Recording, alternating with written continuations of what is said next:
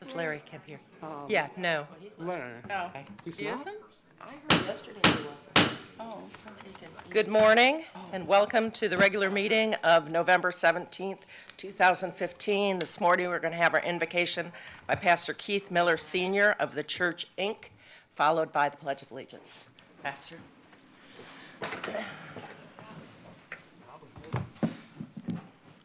Let us bow our heads. Heavenly Father, we thank you this morning in the name of Jesus for this opportunity you have blessed me to be here with these wonderful and great people of our community.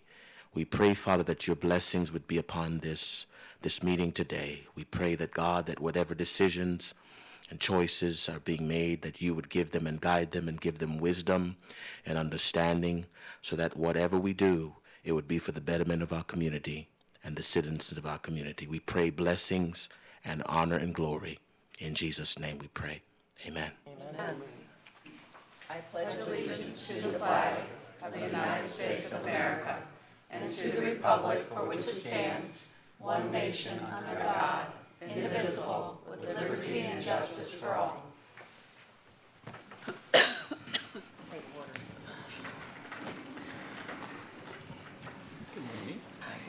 Mr. Administrator, do we have other changes to the agenda? We have one suggested change, Madam Chair. Public safety, item number 34, adoption of resolution R-15-165, Animal Services Advisory Board. The final version of the resolution was attached to the agenda item. That's the only change. Thank you. And Commissioner Bussell will not be with us today. He had some family obligations he had to take care of, so we wish him luck in his endeavors this morning. First up, we're going to have awards, presentations, and proclamations. Our first award is the Employee of the Month, Johnny Faye Yetter.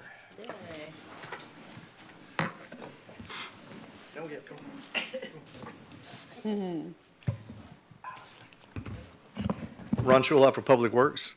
I have very little to say except I came down for missed November, and her supervisor and that staff they told me if I stole any thunder, I would regret that. So let me introduce Carmen Mosley. Carmen Mosley, Senior Fiscal Services Manager, Public Works. I could get used to this. All right. I am here to present an extraordinary employee. If you had to look up perfect employee in the definition, you would see Johnny Yetter's picture. Johnny is responsible for the transportation CIP, which is worth $300 million. She also collects about $150,000 in insurance obligations for Public Works a year. When we get in accidents and we need to get the money back, Johnny is on it. And now I'm going to introduce her supervisor, Barbara Green, Fiscal Services Manager. Good morning, Commissioners. Morning. She's already told you who I am. So now I can just read. I nominated Johnny for Employee of the Month, and I want to thank you for the opportunity to recognize and celebrate excellence in our workplace. Johnny's diligence and dedication to excellence in every aspect of her job is why we honor her this month. And I'm blessed to have her as a member of my team, and I'm honored to call her my friend. Johnny Faye.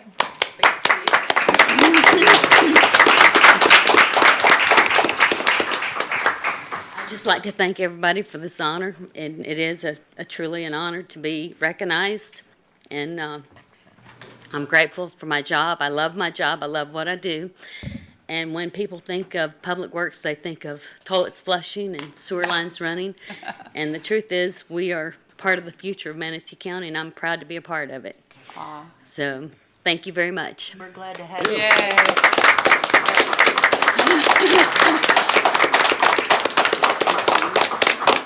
Good job. And I have awesome people I work with. Okay, you better say that before you go back. Congratulations. Thank you. We know it's a team effort, so we appreciate the being here today. We have one proclamation on today's agenda, and I guess no one is here, so we're not going to read the proclamation, but it's proclaiming November 2015 as American Diabetes Month in Manatee County, Florida. Can I have a motion for adoption of the So proclamation? moved. Second. Okay, we have a motion and a second. All those in favor signify by saying aye. Aye. All those opposed, nay. Chair votes aye, motion passes. Okay, next up, we have the consent agenda. Does any commissioner want any item pulled off of the consent agenda? Commissioner DeSabatino. Not pulled off, it just, number 27, write-off on collectible animal services. Do we accept checks in other departments? Do that all the We do accept checks from other departments, because I thought at one time we were not going to accept checks. time. We do. Yeah, I'm pretty sure we do. I Library, don't have an yeah. inventory of them, but Okay. This has happened quite a bit on our agendas to write off when Right. non-sufficient funds. Well, and I think we had discussed this before, of maybe not accepting checks and just do credit cards, cash, money orders and so forth, because we have a lot of return checks for insufficient funds. On that, Madam Chair? Not just in this department, but yeah, I others. yeah. Commissioner Whitmore. Well, I signed up for car insurance yesterday, and they wanted a debit or a charge. I says, no way. You get my check, or I'm not going to go to another insurance company. Because I don't want anybody to have access to all my, to be able to, because there's so much fraud now. So I would, and actually, when I adopted a dog there, I wrote a check. I didn't do debit, because there's certain things I don't want my credit card information out around. Well, I would like to hold off this discussion. I mean, it's Yeah. not on the agenda. If we want to put this, you can bring it up under commissioner comments. If In you want to future, talk yeah. about that on a future agenda, I think that's something we can talk about. And I think we can take a look and report to you about where checks are accepted. okay, that would be Because good. I remember talking about it before. Yeah, we have, you're right. All righty, we'll bring that up later then at another time and have a discussion. Anything else on the consent agenda that any commissioner would like pulled off the consent agenda? Okay, seeing no one, I'm going to go ahead and open it up for citizen comments on the consent agenda only. This is items number 4 through 30. Does anyone like to address the board on any of these consent agenda items only? Now's your time to come forward. Please state your name for the record and tell us which item you are addressing. That's not even our district. Good morning, Lee Redfern, south of Cortez. Good morning, Chairwoman Benak and Commissioners. I'd like to address item 34, the Animal Services Advisory Board. Not on the consent agenda. We'll bring that up under regular agenda. Oh, I was misinformed by someone out front, excuse me. Okay, It's Okay, coming up thank though, Lee. bring it up. You have an opportunity then. Anyone who'd like to address anything on the consent agenda only, now's your time. Okay, seeing no one come forward, I'm going to go ahead and close the public comment portion on the consent agenda. Excuse me? On the consent? What Not number? consent agenda? What number? If it's 12 is consent. Amendment to agreement? yes. Oh, Item number right. 12 is on the consent agenda. Lee Redfern, south of Cortez. Regarding hazardous waste, I hope that this will refine and expand the county's recycling practices. I fear that many apartment and condominium complexes are skirting, to put it lightly, skirting the recycling and not making it easy for the residents to recycle by putting the recycling containers, way far away or only in one spot. Recycling, as I used to mention up here, it would expand the county's recycling program and really enforce it. Please enforce it, because it would end up saving the county a lot. Remember the landfill? All the buying the sand and all the discussion of the landfills. I believe you could save a lot of money on that. Okay. We're going to And, address the item, please. Address the item that's before us. Well, which is- that has to do with hazardous 12. waste. Hazardous waste, you'd be surprised. I saw someone the other day where I live. He had pulled up a pickup truck, and he was dumping all kinds of things which were not garbage, and they right into the dumpster. So I think you really need to get on the the managers of these condominium and apartment complexes. Thank you. Thank you.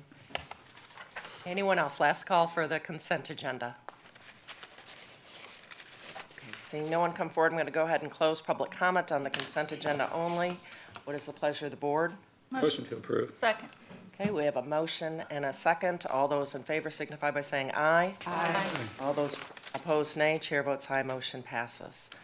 All right, next up, we're on citizen comments. This is an opportunity for citizens to address the board on any items they would like to see on a future agenda. So we have some folks signed up. First up is Nathan Levinson. Please come forward and state your name for the record.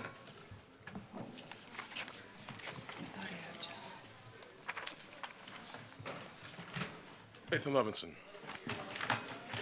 citizen of Manatee County, taxpayer of Manatee County.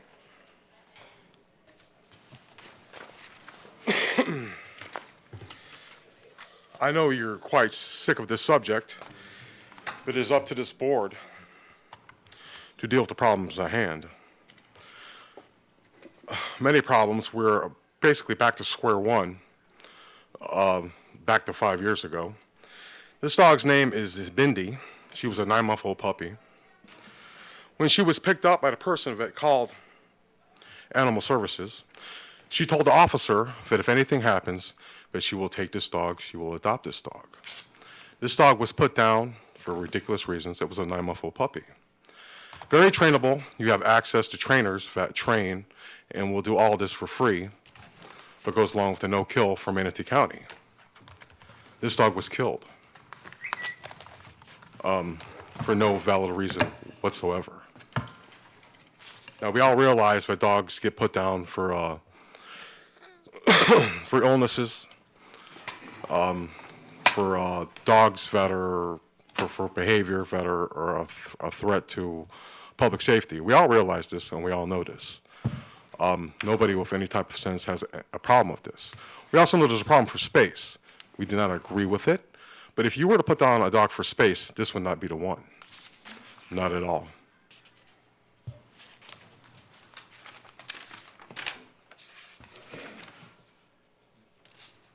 This is our First Amendment constitutional rights. If you will look at the last line, and to petition the government for a redress of grievances. That includes any of your employees. That includes any members of this board. That includes the administrator of this county. Now, if we have a problem with something, we have every right under the highest law of the land to address it, to call them out, and to speak. These are rights and laws afforded by the highest law of the land, by our Constitution and our First Amendment rights. They will not be taken away.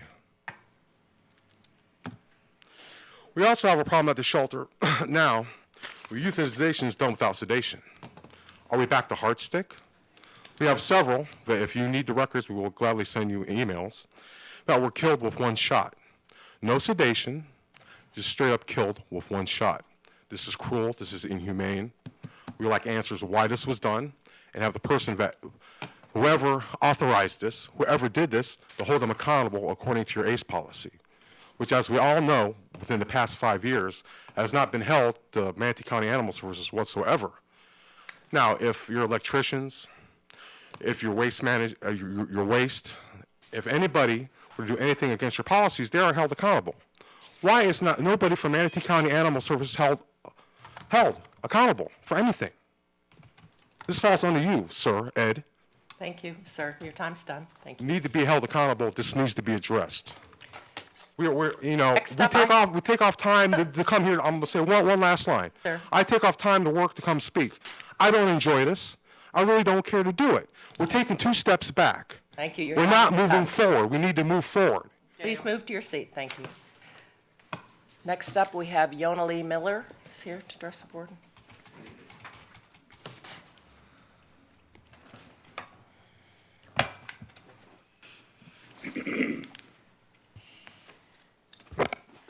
Commissioners, your staff failed you. The information your staff provided you has failed you. Mr. Gause and Mr. Robinson have failed you. This is your chance to make it right. On November 5th, I, along with several other residents, stood here and detailed all the ways in which zoning 4.5 homes per acre on the Palmview Golf Course property would be a mistake. Your code states rezoning must be compatible. To show compatibility, your staff presented a biased calculation of the surrounding properties. When asked how they arrived at the number, they stated it was a portion of the radius. Sadly, we're getting caught up in semantics and we're falling down Larry Bussel's famous rabbit hole. Simply put, Ms. Tusing had Deer Run at 1.7, Palmview Estates at 2.6, and Palmview Gardens at 2.4. Ms. Tusing included a retirement mobile home park at 6.3, but conveniently excluded homes that are not part of organized subdivisions. Interestingly, our survey company approached the density question from an unbiased platform. Instead of falling back on over 30 years of probable inaccuracies, they actually took a snapshot of everything that surrounds the golf course. When we extract the golf course and include the 6.3 retirement community, our maximum average density is only 1.93 dwellings per acre. Neighborhoods that directly touch the golf course are built at an average of 1.64. Our map overlays using your official staff report map are on record. Surely by now you've reviewed them and see the huge error that was made. 4.5 is not compatible. Section 5 states sufficient public facilities. Due diligence would have uncovered adjacent roadways are extremely rural and would have to undergo massive improvements in order to handle even a small increase in traffic. Biased paperwork commissioned by and presented by Mr. Goss says, no problem. Yet a simple drive, maybe 15 minutes or so out of your way, would have been all it would take to see the dangerous intersection at US 41 where cars barreled down over 60 miles per hour. You would have seen the ditches, the broken roads, the flooded streets after a rain. You would have seen zero sidewalks and certainly no safe place for a child to walk. Through due diligence and accuracy in staff reporting, you would have noted the school board recommendation that says alternative elementary school is within a 2-mile walking radius. You would note that the school district further suggests a wider roadway and building sidewalks. You would also note that if busing was needed, the school board states the bus would need 30 to 47 feet to turn out. Your drive would have failed to find a road anywhere near that. Finally, I spoke to you in great detail regarding environmental impacts, especially soil contamination. Chemicals used on a 50-year-old golf course are known cancer-causing agents. Before it was a golf course, it was an ag site. It's likely loaded with all kinds of deadly agents. Are you prepared to tell our children money trumped their safety, health, and security? Before anything is rezoned, built, or approved, it needs unbiased testing. Anything less is a liability. I leave you with a Cree proverb. Only when the last tree has died, only when the last river has been poisoned and the last fish caught, will we finally realize we can't eat money. Thank you. Next up, Amy Sage, again to address items that will be on a future, that you would like to see the board place on a future agenda. Amy Sage.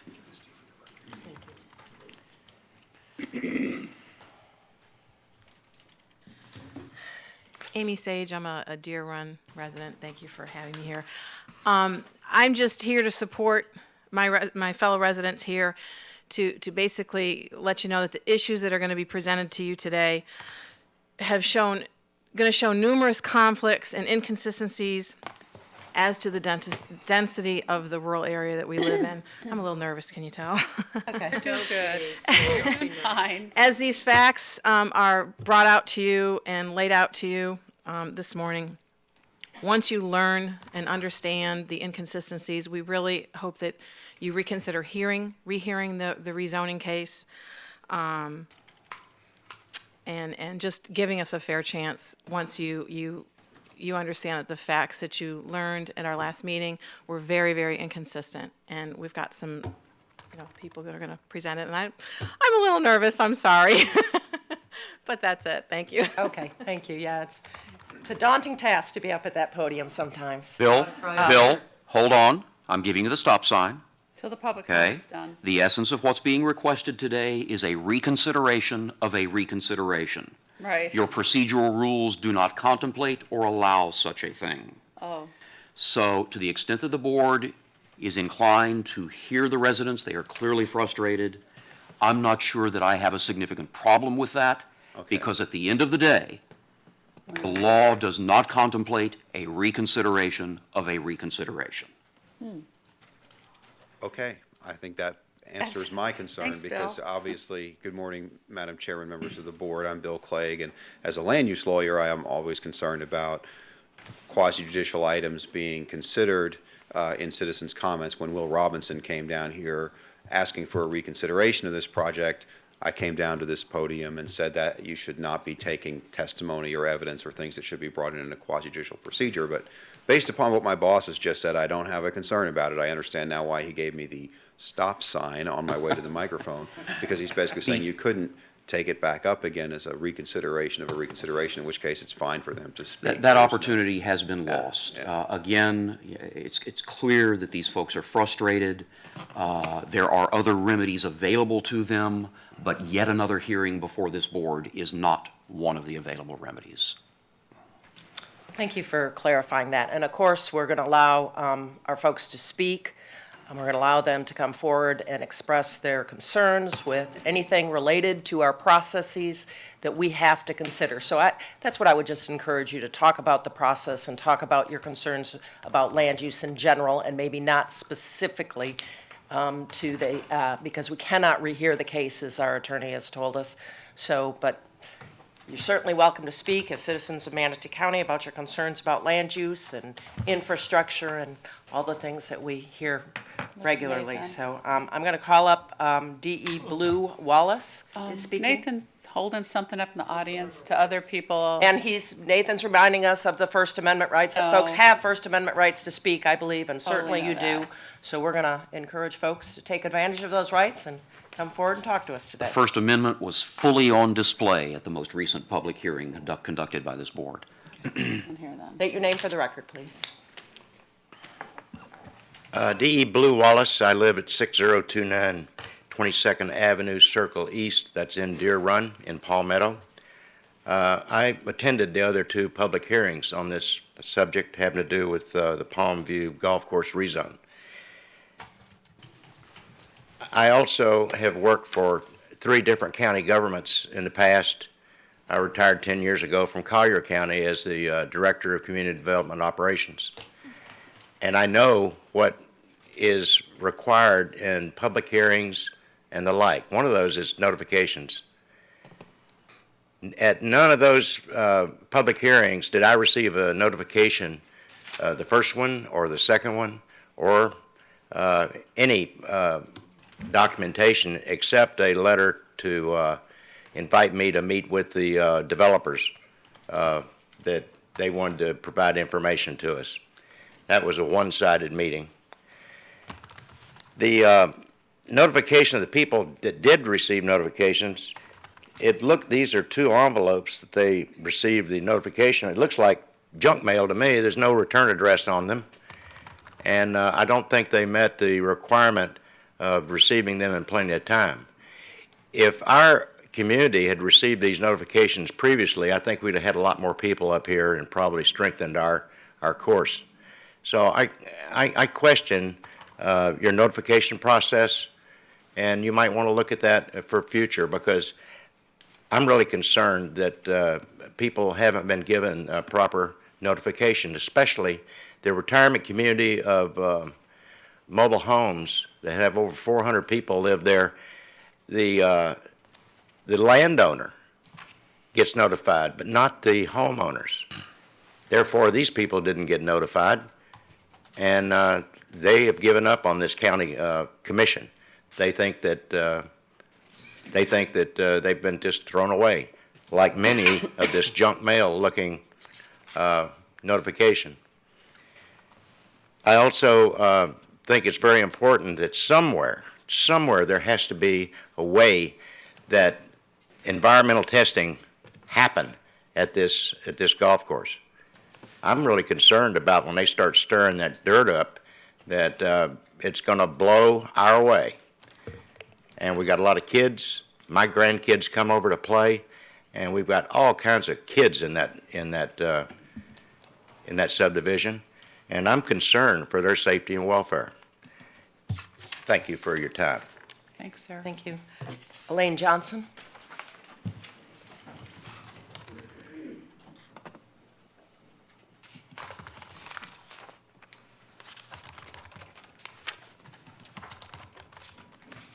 Good morning again. I'm here again on behalf of our neighborhood, which is one of the communities that surround the Palmview Golf Course. I'm here to request a rehearing, which now you've stated is not an issue. There have been many discrepancies in the density reported in the rural area where the property is located. I request, even if the hearing can happen, that each of you commissioners take the time to drive around to see. This is not going to go away. You're going to continue to have problems with other communities, and this is not a fight that we are willing to give up at this point. It's also my understanding that Bob Gause, who is the current chairman of the school board, is not allowed to speak on behalf of the school board, but he did in fact quote at the November 5th meeting the current student enrollment versus capacity at the schools in the district surrounding Palmview Golf Course. Bob Goss should not have been allowed to state the statistics that are not on the record. Thank you. Next up, Todd Williams.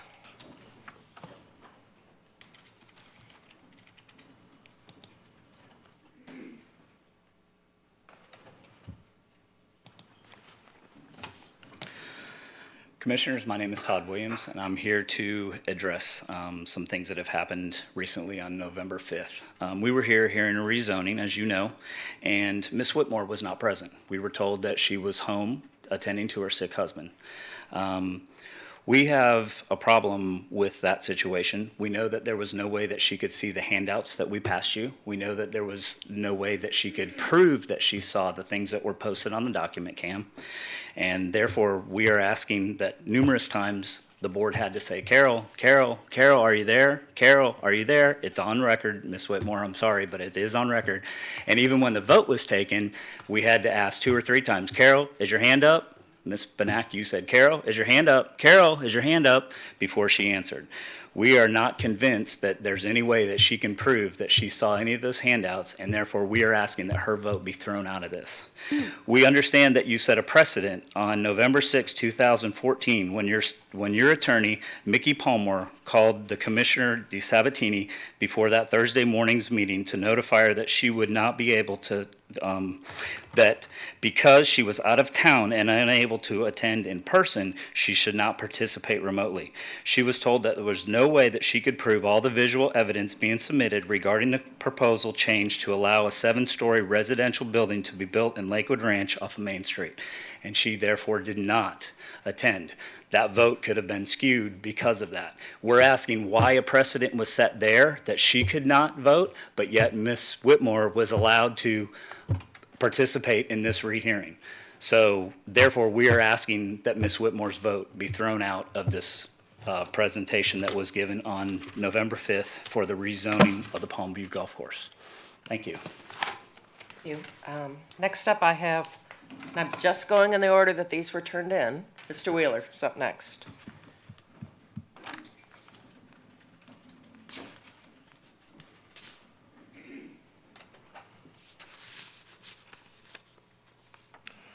Madam Chair, ladies and gentlemen of the board, my name is William R. Wheeler. I am a resident of this county and have been for something over half a century.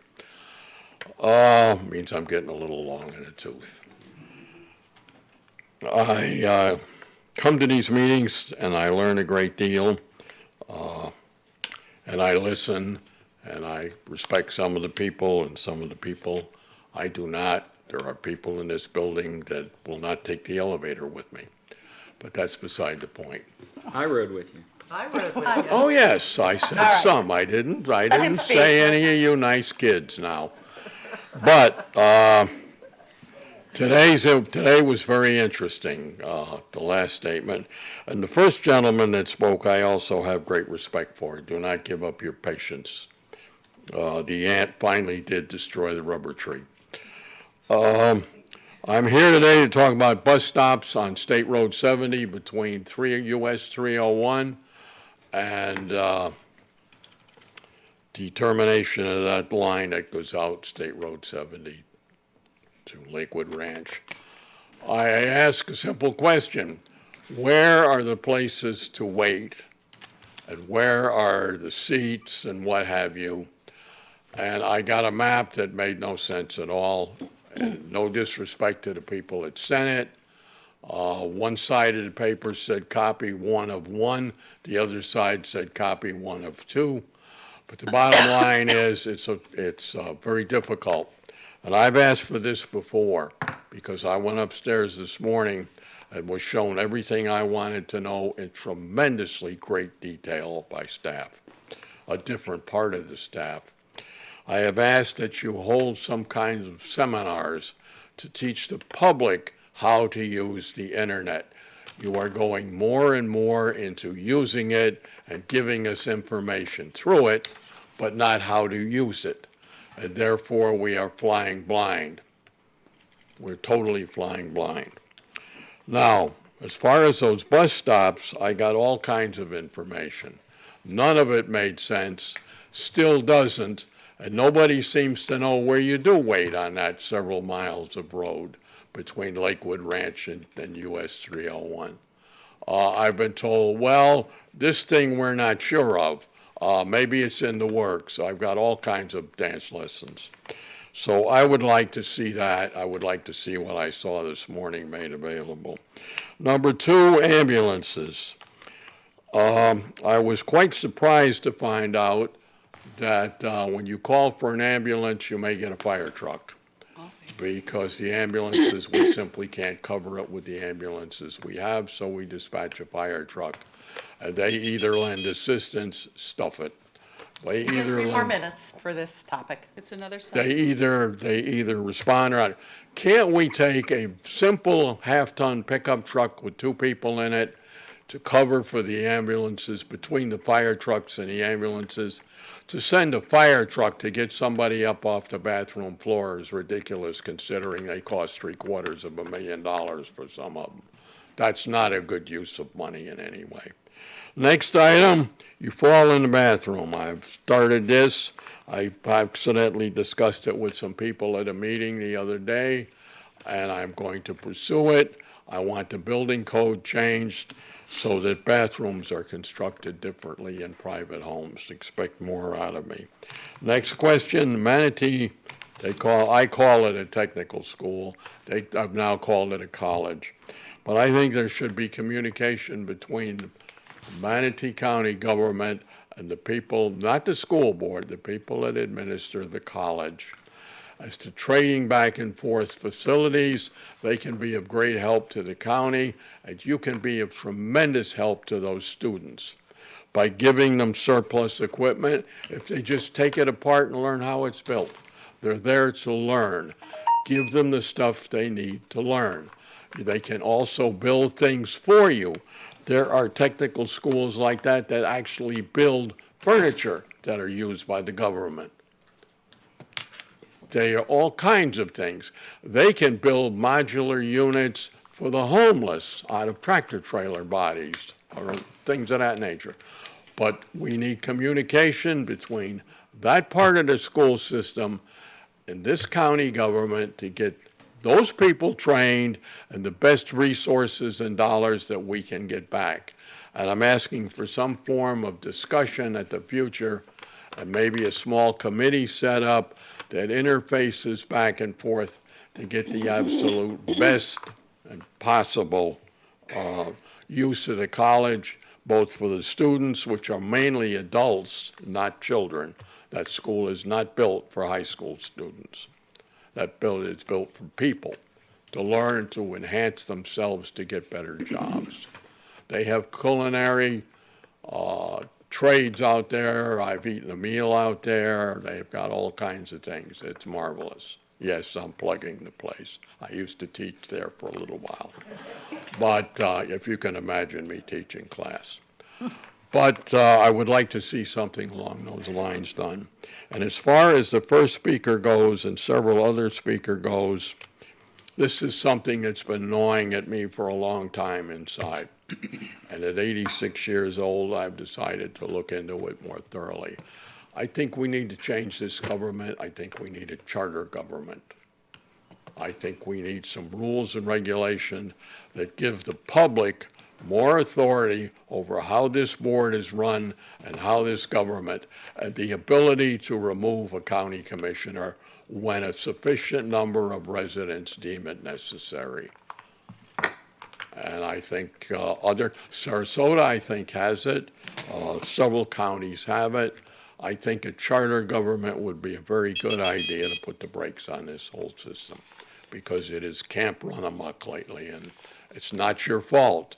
It's the fault of the people that exist between myself and these people and you.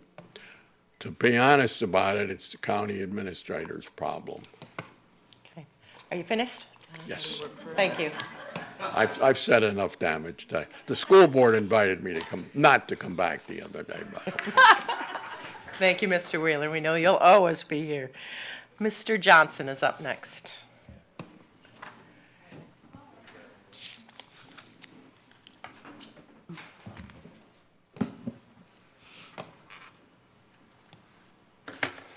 Hi, my name is Brad Johnson. I'm a resident of Deer Run. Since I can't ask you to rehear a rehearing, I'm urging you to dismiss your decision. I'm addressing this directly to Carol Whitmore. The request by Allison Gauze on behalf of Highland Homes to rezone Palmview Golf Course to single-family resident 4.5. There have been many discrepancies during this process. In particular, the density surrounding the communities presented by your staff are not even close to the densities we presented determined by our survey company. Your own staff, Margaret Tucson, admitted they only did a partial density, and of course that favored Highland Homes. Commissioner Vanessa Baugh, I urge you to rehear, to dismiss your decision in favor of rezoning Palmview Golf Course to SR 4.5.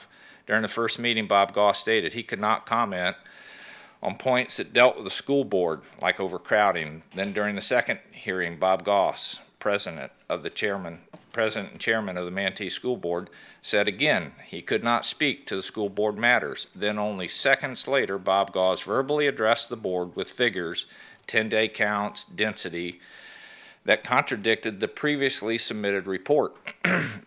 Consequently, his figures were never entered into evidence. It looks like a conflict of interest at best.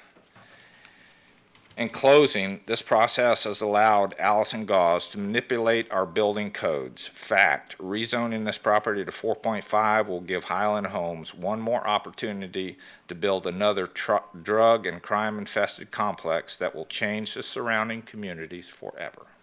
Thank you. Thank you. Next up, I have Candy Luther.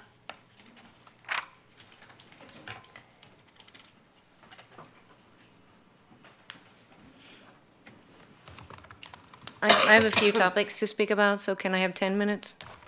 I'm sorry, what? Multiple topics, do I get 10 minutes? You get 3 minutes per topic, so up to a maximum of 10. Okay, I need 10 minutes. Well, please start and we'll see. We'll follow the topics. Okay, I have 5, so. All right, first of all, this just came about over the weekend, so it's something I thought I would bring up today. Regarding stray animals found by citizens, frequently animals are posted found, but without a collar or a tag. It's likely that they may have came out of their collar or leash. So because Animal Services is so far from the locations where the animals are found, it's difficult to get them scanned to find their way home. A person would have to take the animal from the location it was found to get them scanned either over to Palmetto to Animal Services, and then take them back home to look for ads that were posted with photos in the neighborhood. If some of the pet stores around town in different areas had scanners, it would save time, be more convenient, and an officer wouldn't have to be called out into the field to pick up a stray animal. Each chain could have one and evenly distribute them throughout town that would help animals find their way home more quickly and efficiently. So I'm requesting that this be proposed on a future agenda to supply them with scanners. Department of Children and Families. There needs to be some kind of policy regarding homeschooling. It's my understanding that work needs to be turned in at certain intervals throughout the school year. A person should also be qualified to be a proper instructor to be eligible to do homeschooling. I'm sure no child left behind means no child. I also believe there should be a way to ensure the safety of children who are in the custody of a known abuser. If a person has 5 child abuse charges against them, they absolutely should not deserve to have children in their custody. I would like to see these issues addressed at a future agenda. Behavior assessments being done at animal services by unqualified people with no training experience. There were 2 local dog trainers helping out with these assessments for free to determine if an animal was trainable or not. I personally spoke with one of them over the weekend, and that person is very willing to come back and resume helping these animals. That person told me that they were asked not to come back. The people who have taken over these assessments have begun killing animals for behavior just because they don't want to be bothered with training them. In September, 68 animals died at animal services, and in October, 73 died, including a 9-month-old puppy. 141 animals in 2 months is unacceptable. Some of these were also killed without sedation prior to the lethal injection. If you don't believe me, you can look at the stat sheet that lists dose 1 and dose 2, and you'll see that not all have received 2 doses. Those are the ones who receive no sedation. They're typically the ones who don't put up a fight, I'm told. So the best behaved ones were rewarded with a painful injection. The initials MP and KC are on a number of the evaluations. I don't know who they are, but the animals deserve an investigation into this. The number of animals dying at animal services is unacceptable, and that needs to be addressed at a future agenda by someone who actually cares. Animal Services Department's operations are under the ultimate control and authority of the county administrator. It seems as though most operations in Manatee County fall under the authority of the county administrator. If this person is appointed by the commissioners, why is it that you have no influence on what decisions he makes? If the citizens have concerns, they're supposed to come to you, and you are supposed to try to help them. If you can't do that because the county administrator is absolute monarch of the county and everything he says goes, why do we even need anyone else? If that position carries that much power, shouldn't that position be voted in by the citizens? I think there's a problem with this, and I think we need to reevaluate how this position is filled, especially considering how much this person is paid by the citizens' tax dollars. Regarding disrespect to the citizens that voice concerns about animal services at these meetings, the reason they keep coming back is because improvements are not being made. The fact that certain people have stated that they're tired of hearing it and they aren't going to listen anymore tells me they don't care about these citizens whose tax dollars pay their salaries. Someone at the previous meeting stated, "We are here for the quality of life." Whose life? Not the animals or the citizens who care about the animals, that's for sure. Not the people who came about conserving our environment, not the wildlife whose habitats are being destroyed by all the developing. Demanding respect for the citizens of this county shouldn't need to be proposed for a future agenda. Thank you. Oh, wow. Got done in less than 10 minutes. Thank you. Mike Stinson?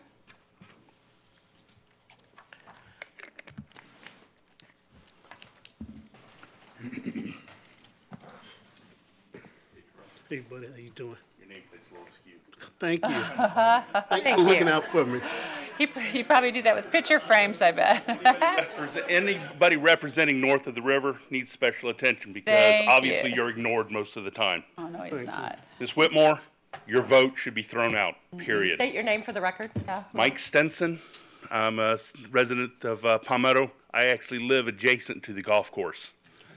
Ms. Whitmore, your vote needs to be thrown out. You weren't here. You weren't paying attention. You need to recuse your vote. Ms. Manick, I asked you to do that. Mr. Palmer, you're so quick to point out that they were asking for a rehearing of a rehearing. You said there's other recourse. Do they have to sue you? Y'all need to rehear this. Y'all have gotten bad information by people who have interest. Y'all need to look at it.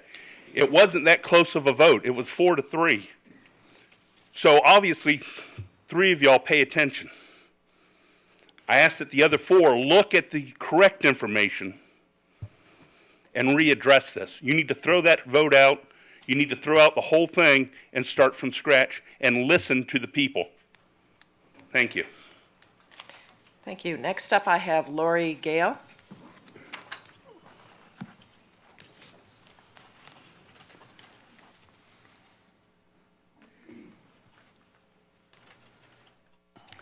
Thank you, Commissioners. I'd like to thank you for notifying me regarding the impact fee update study. I attended that seminar and found it very enlightening. As a member of the construction community here in Manatee County, I have over 30 years' experience in construction. I was one of those who felt the impact of the crash when the economy went down. I appreciated it when our government rescinded the impact fees and helped our developers keep a foothold, keep their heads above water. After reading through this and hearing what was said, I agree that it is time to reinstate those fees. Mr. Neal and Mr. Baroof are intelligent gentlemen. They produce a good product. They have an excellent reputation. They know that the people up north are going to plan ahead. They're going to come here where we have no death taxes. Sad to say, looking at somebody's demise, but they're going to come here where they're not going to face 18% to their heirs. They're going to save that money when they move south to Florida, have their wills placed here, and have their estates taken care of down here. They're also going to eliminate the higher property taxes that they're paying up north, because our property taxes are nowhere near a lot of the states up north. They're also going to see a benefit in sales taxes. Sales taxes up north are a lot higher than in the state of Florida. Also, there are personal property taxes up north that they're paying, personal income taxes that they're paying that they will not pay when they come here. They will pay higher up front for that house, yes, maybe $10,000. But they're going to recoup that money way over when they start looking at their benefits of things that they're no longer paying or that they're paying lower fees of. You did a good thing, you rescinded it, you helped everybody out. Now it is time to put them back in place, and let's make our county go forward. We don't need a special committee to come together to figure out how our county should make money, where we can find revenue. It's here, we did it in the past. There's absolutely no reason that we can't reinstate these now that times are getting better. Maybe not necessarily all at once. Let's not, strangle everybody, but do it gradually. Reinstate them maybe a little bit at a time, 40, 60%, 50. Look at that. Don't form a committee to reanalyze death by analysis. Thank you. All right, thank you. Next up is Karen Welk.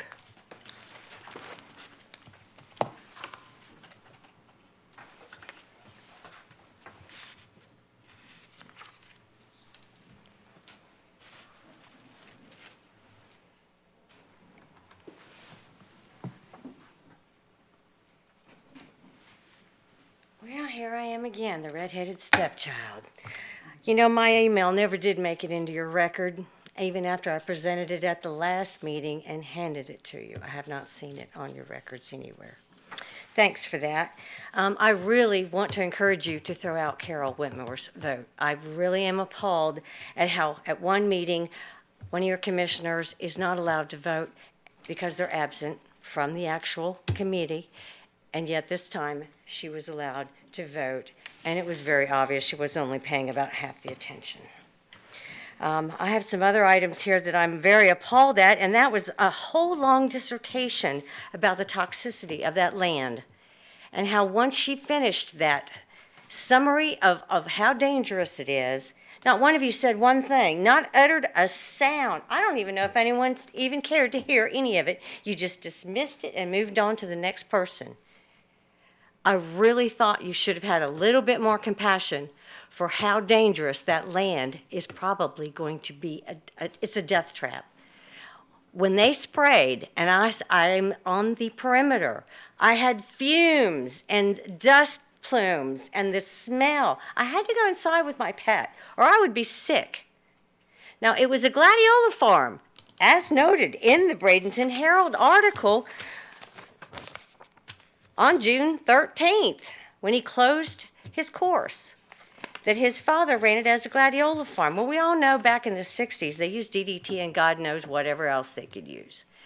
That's just the beginning of what could be out there, along with all the things that he sprayed. Now, I think that's very important that somebody get that land tested before they go digging it up and spreading an awful lot of bad news. I know there are lots of articles out there that express what pesticides and cancers come about. There was a study done, 3,827 Florida pesticide applicators in 1983 that had been spraying for more than 20 years. It was proven that these applicators had nearly 3 times the risk of developing lung cancer and 2 times the risk of developing brain cancer. That's just a little tiny piece of information that should be looked at. Once again, I compel you to get rid of Carol Whitmore's vote. I do not think it belonged in this vote. If we can't get this reheard, funny, somebody else was able to have it reheard. For what reason, I'm not sure. I never really heard why we were here the last time to rehear it after an original denial of the rezone. But they got their hearing. They had a lot of improprieties. It was in the record, inconsistencies, and yet y'all voted to let it go through. Well, shame on all of you. Thank you. Next up, Lee Redfern.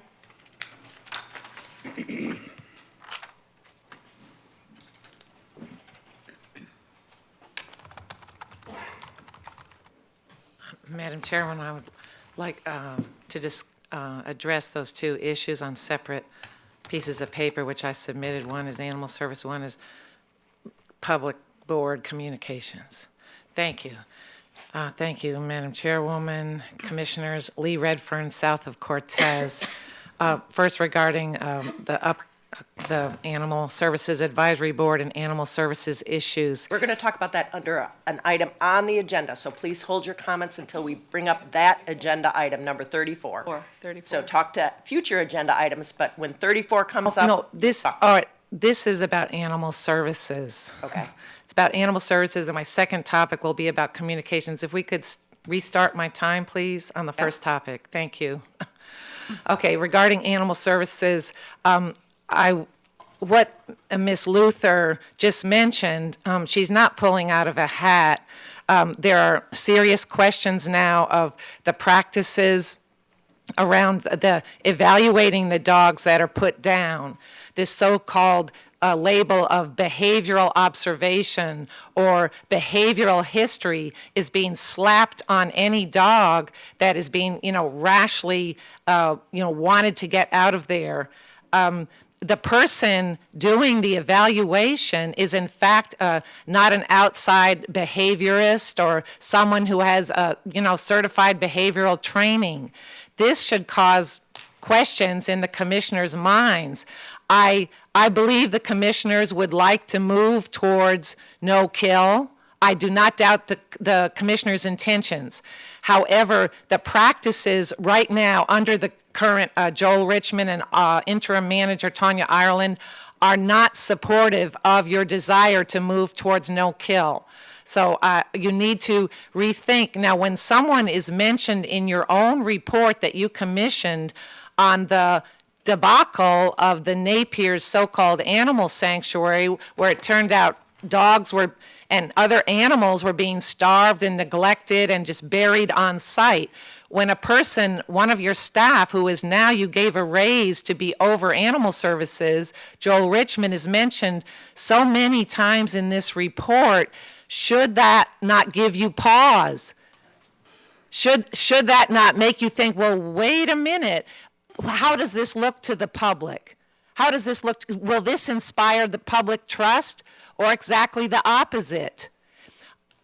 This is also the practices of so-called euthanasia. Euthanasia is mercy killing, but when the dog is perfectly fine and maybe had one growl or one bad day, that's just killing. I think that's a misuse of the word euthanasia for some of the killings. Now, as someone who was there a long time, I was supportive. I understood why all those 18 dogs were killed in April.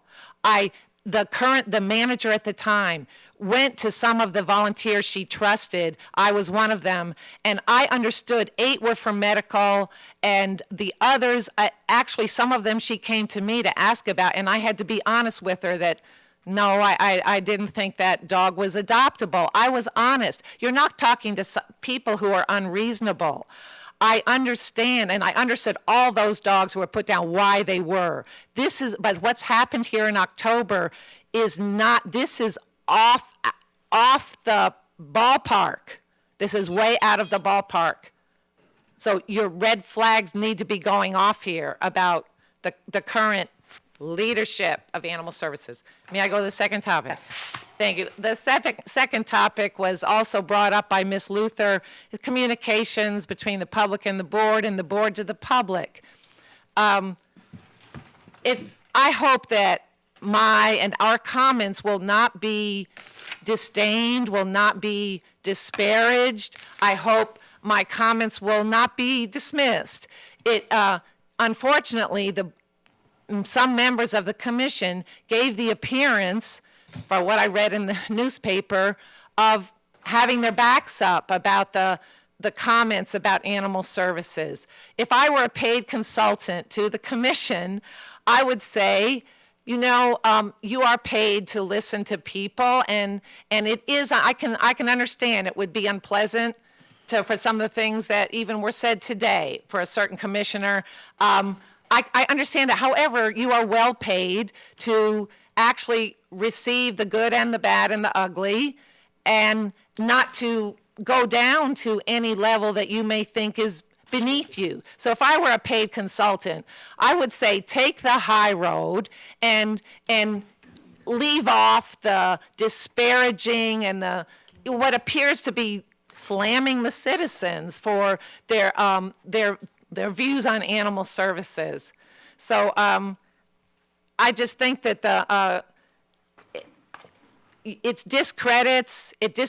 in my view, it discredits the commission, and it is unbecoming of the commissioners to then turn around and you know, to kind of get into a verbal fist fight, you know, with the citizens.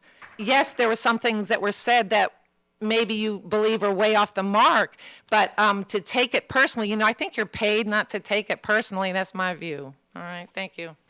Thank you. Next up, Don Browning.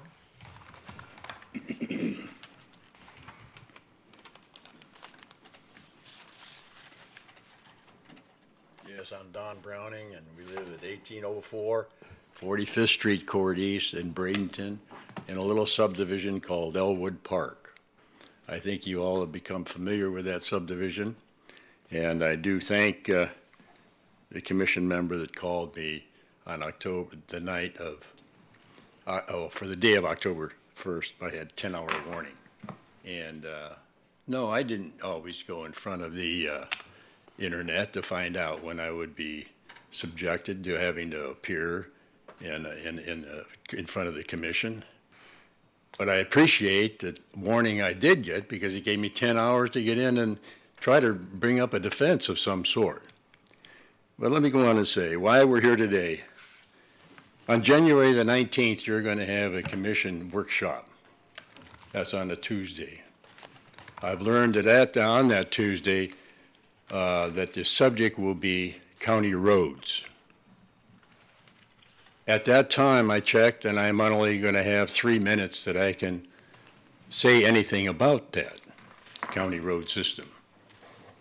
More importantly, I'm afraid that it'll try to be slipped in again, the survey that was done to find right-of-way in Elwood Park, which should have been a replat submitted to the commission and wasn't. But I'm afraid it may take on the form of another guise and get in front of at the county board or commission meeting under the guise of something else. I don't know, but I am here to ask you today that on the meeting of January the 19th, 2016, that I be given more than 3 minutes to rebuke anything that comes up regarding Elwood Plat, the platting in Elwood Park. And it's not really a road plat there. There's no such word, as you know, a road plat. You look it up in the statutes. In real estate, which we've been involved in for years, a plat is the larger overlay of what's there. The road map fits within the plat. So if you get into the statutes, you will find no word, look it up, 0 for road plat. The next thing, I want to have someone come down and speak for us if it gets that far. And that's really up to you, Mr. Hunsinger, how far we go. We had that meeting on April the 22nd, you and I and Judy, and you looked at the proclaimed sketch, which ended up to being a semi-road plat, what was presented or almost presented by Mr. Palmer, and you said, no one's going to get on your property. I'll even send you the 2 dogs to keep them off. But that was well and good, but then I relied on that. And again, Mr. Browning, Finish up. please go ahead and finish up, but we know, we've heard your concerns, so we know that you want to continue Okay. this conversation. We have heard your concerns. Okay. And this conversation needs to continue with staff before the January 19th meeting so that you don't feel uninformed when that meeting comes up. So that's Yes. something that I think we need to make sure happens. All right, but I need the time because I have hired someone from out of state to come down who is an attorney and also a surveyor who gives lectures on surveying, well-known, to come down, but I have to be able to schedule them accordingly. Okay. There is a solution to this problem, if you want to hear a solution.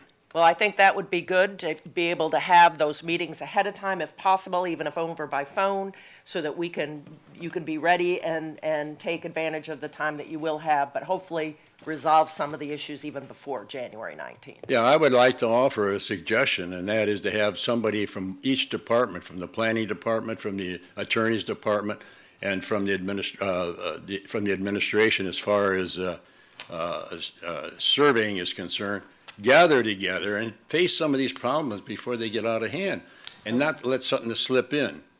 I also want to avoid the necessary, what I will do is avoid the unnecessary publications that will come about because I'm a disabled veteran.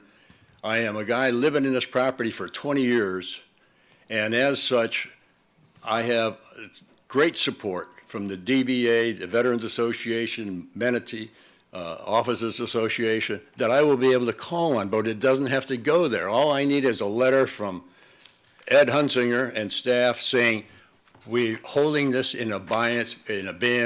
We no longer are interested in Elwood Park and the re-subdivision of Elwood Park, and it's all over, folks. It doesn't have to go any further than that. Okay. Ed? Thank you. We hear you, Mr. Browning, and we will continue this conversation. We'll make sure that the county administrator is following up on this. Thank you, Betty. Don? Can we get a report from the administration before this comes? Yes. Yes, Or an yes, update. because it's something that has come up repeatedly, and we need to. And if we have to delay it till he gets his stuff Right. together, we can. Last person I've signed up under public comments is Alan Jackson. Please come forward and state your name for the record.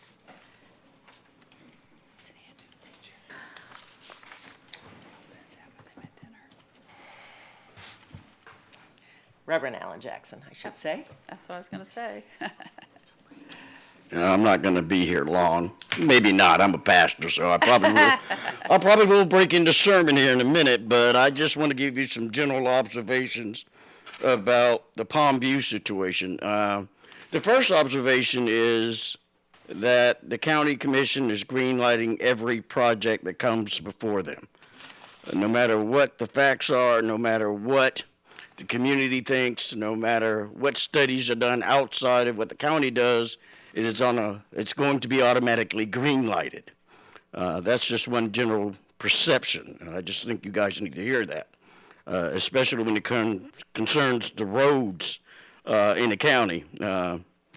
You know how hard it is to get around, and I know how hard it is to get around, and we're continually approving new subdivisions and no real road construction, sidewalks, or anything for the public safety.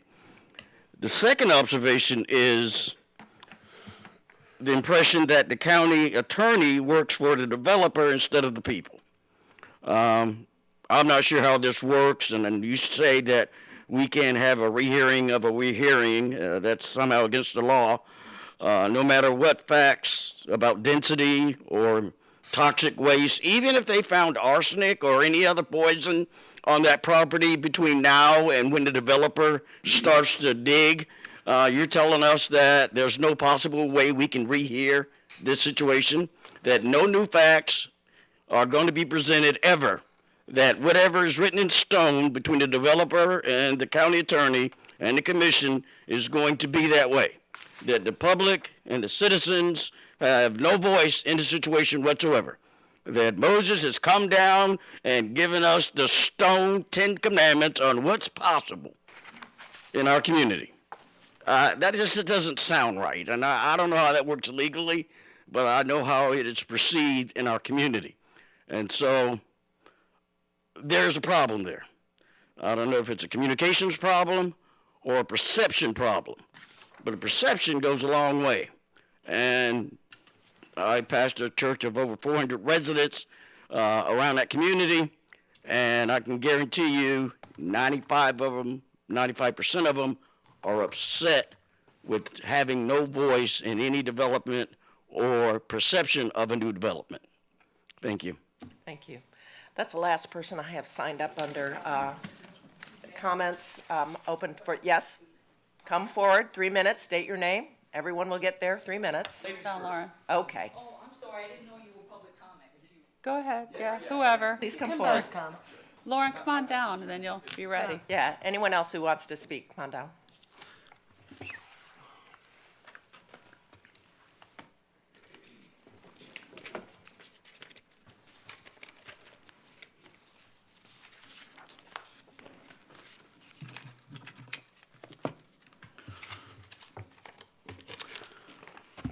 Good morning.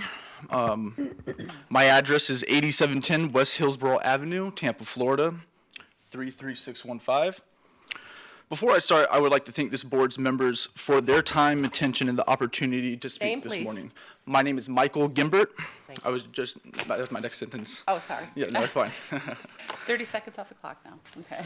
Give him 30 seconds. Keep going. My name is Michael Tyler Gimbert. I'm here today to present to this board my condensed results of my policy analysis on a proposed comprehensive human rights ordinance for this county that I completed for a capstone project in the Public Policy and Administration Bachelor of Science program at St. Petersburg College in Pinellas County, Florida, just north of here. In short, based on the genuine results of my unbiased policy analysis for a human rights ordinance in Manatee County, I respectfully implore this board to adopt a human rights ordinance in the near future time that would A, comprehensively prohibit discrimination, and B, ban the unethical practice of conversion therapy that is highly detrimental to the general public and the younger generation that I am a part of. Conversion therapy practice is a psychiatric practice that has been around for many decades that seeks to convert and cure an individual's normal sexuality or gender identity through the means of intense and invasive psychotherapy and psychiatric means. My professional and humble imploration to this board to adopt a comprehensive human rights ordinance is supported by a plethora of legitimate factors. They are as follows.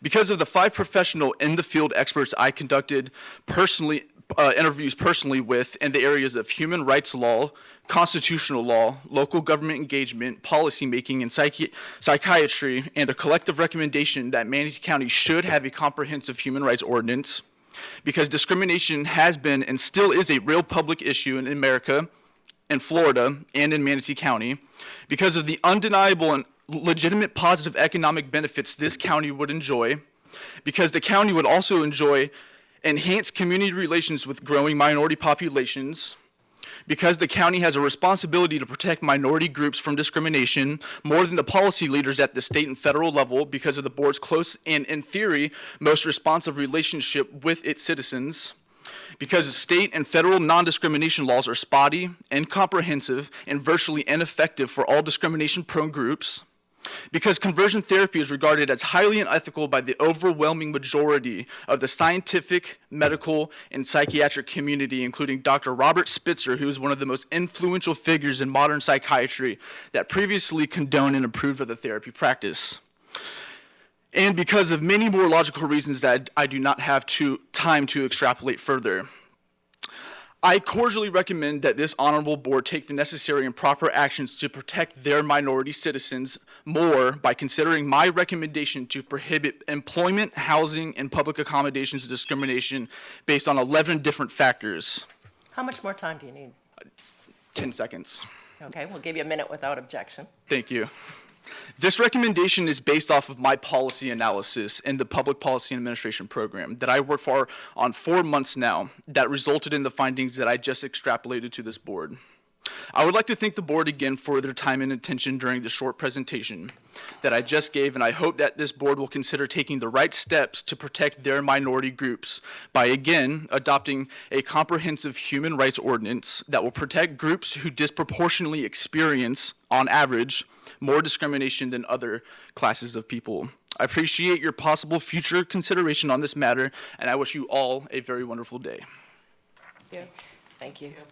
Thank you. He did submit a letter asking for 10 minutes, and we told him we couldn't give it to him today, but we That's would fine. try to hear it, and you did a good job. I appreciate it. I have to present this for graduation, and though I could not present for 10 minutes, I had a lot more to present, but I appreciate the time to talk for the 3 minutes, and I appreciate all of your time. And we can sign off that you were here for your paper if you need it at your graduation. Good luck to you in your future endeavors. Please come forward. Take your name for the record. Good morning. My name is Lorraine Smith, and basically I'm here to talk about the buzzwords, transparency and accountability, which, whatever subject people were coming up, I heard the same thing. They feel like there is no transparency, there feels like no accountability. Whether that's true or not, if you listen to the people, people are feeling disenfranchised. What I would like, really would like, and I do speak of Manatee County Animal Services, when I speak of transparency and accountability, I'm not asking at this point for Manatee County Animal Services to provide that. What I am asking is clarification from this board. A year and a half ago, after Napier's debacle, this board committed to improving Manatee County Animal Services. And I believe it was sincere. The problem that I am having is we've had 2 studies. One quote-free study, the MAP study, that cost taxpayers actually $11,000. And then we had the Matrix study, which is, again, approximately $60,000. Here's my problem. The MAPS study was done before the Matrix. It was to check into animal partnership, the private partnership. Then we had the Matrix. In between time, we hired an interim director. What I am asking this board is to come clean. Let's get it transparent to what the direction of Manatee County Animal Services has always been since at least a year and a half ago, which I think is pretty well stated. Before he was called to the helm at Animal Services in August, Hutchison, and I'm quoting this, so I'm not being disrespectful by not putting Mr. in it, Hutchison said he was working on a public-private partnership to move the shelter into a better located, larger facility. This is in July 15th, 2015, just a few months ago. A pile of maps of potential shelter sites sit on his desk. Have we determined that we are going to buy a larger facility? If not, why are we having an interim director looking at site maps? We were paying the man $100 an hour. Did he go after the on-site vet looking for a permanent director? No. Everything from the beginning of that statement that you made a year and a half ago, everything has been directed towards the private partnership. And so what I am asking, if you don't mind, I know my time is out, what I am asking is a statement from this board. Let's come clean. At least maybe the citizens will know if you're going to do a facility anywhere, we need to know how much money. And let's come clean. We should have not wasted all this money. Thank you. We heard your request. Thanks, Lauren. Thanks, Lauren. Anyone else who'd like to address the board on an item they'd like to see on a future agenda? Now is your opportunity. Okay, seeing no one come forward, we're going to go ahead and close the public comment portion. We're going to take a 5-minute break, stand up and stretch, potty break, and we will be back in 5 minutes.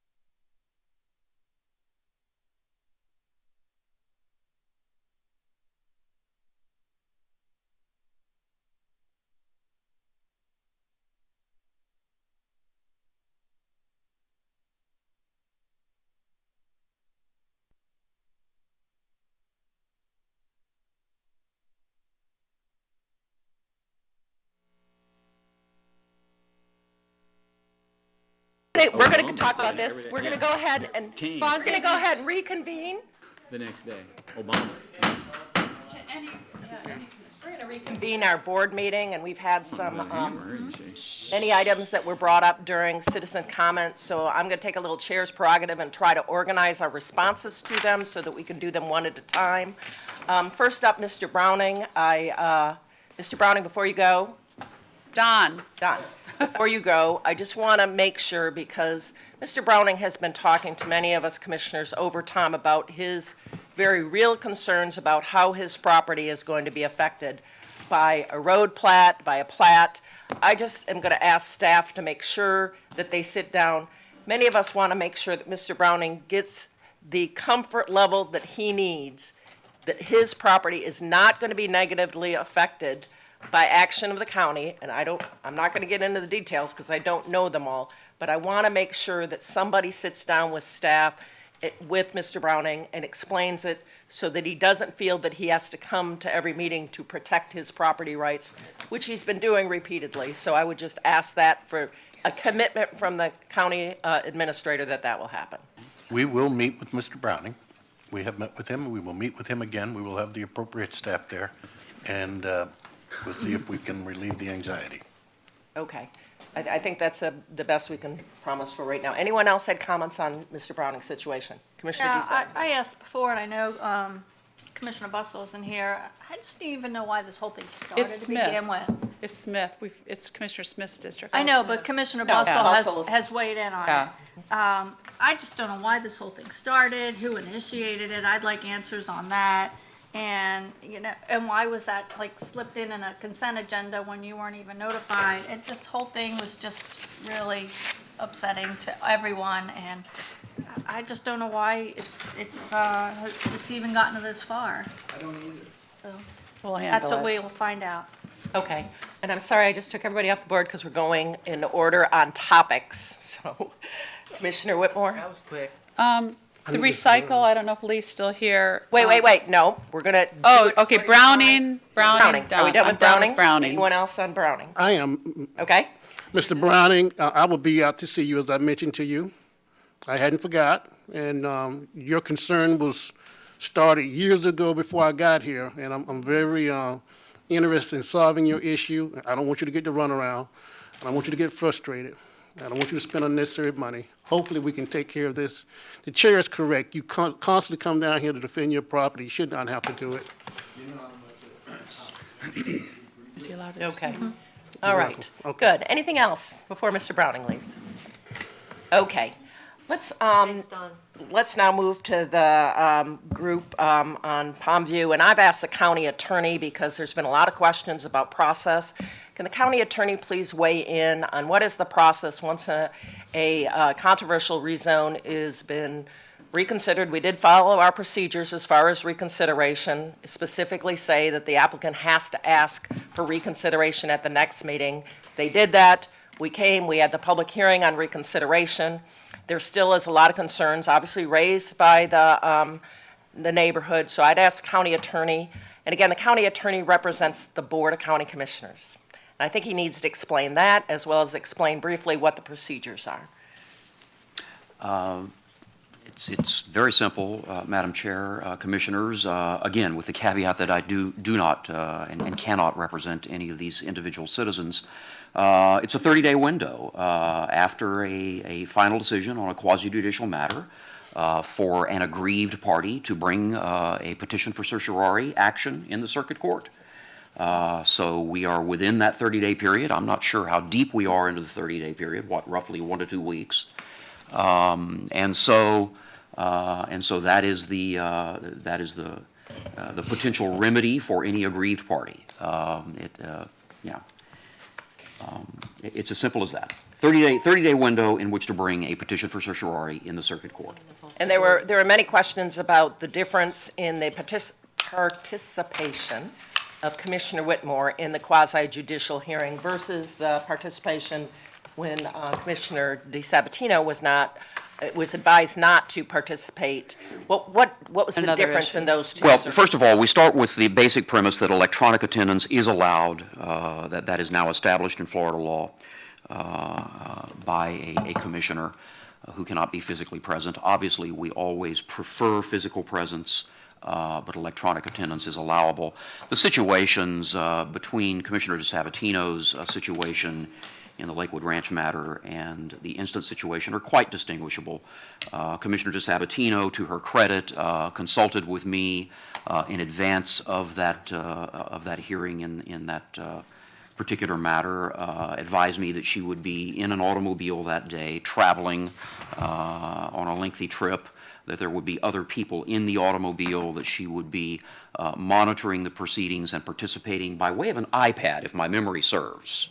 It was my husband and I in the car. Okay. And I was iPad. watching on my iPad and listening on my phone. I was not comfortable with that scenario, with attending a meeting and the ability to give one's full attention while in an automobile, traveling on a highway, on an iPad. I simply was not comfortable with that situation.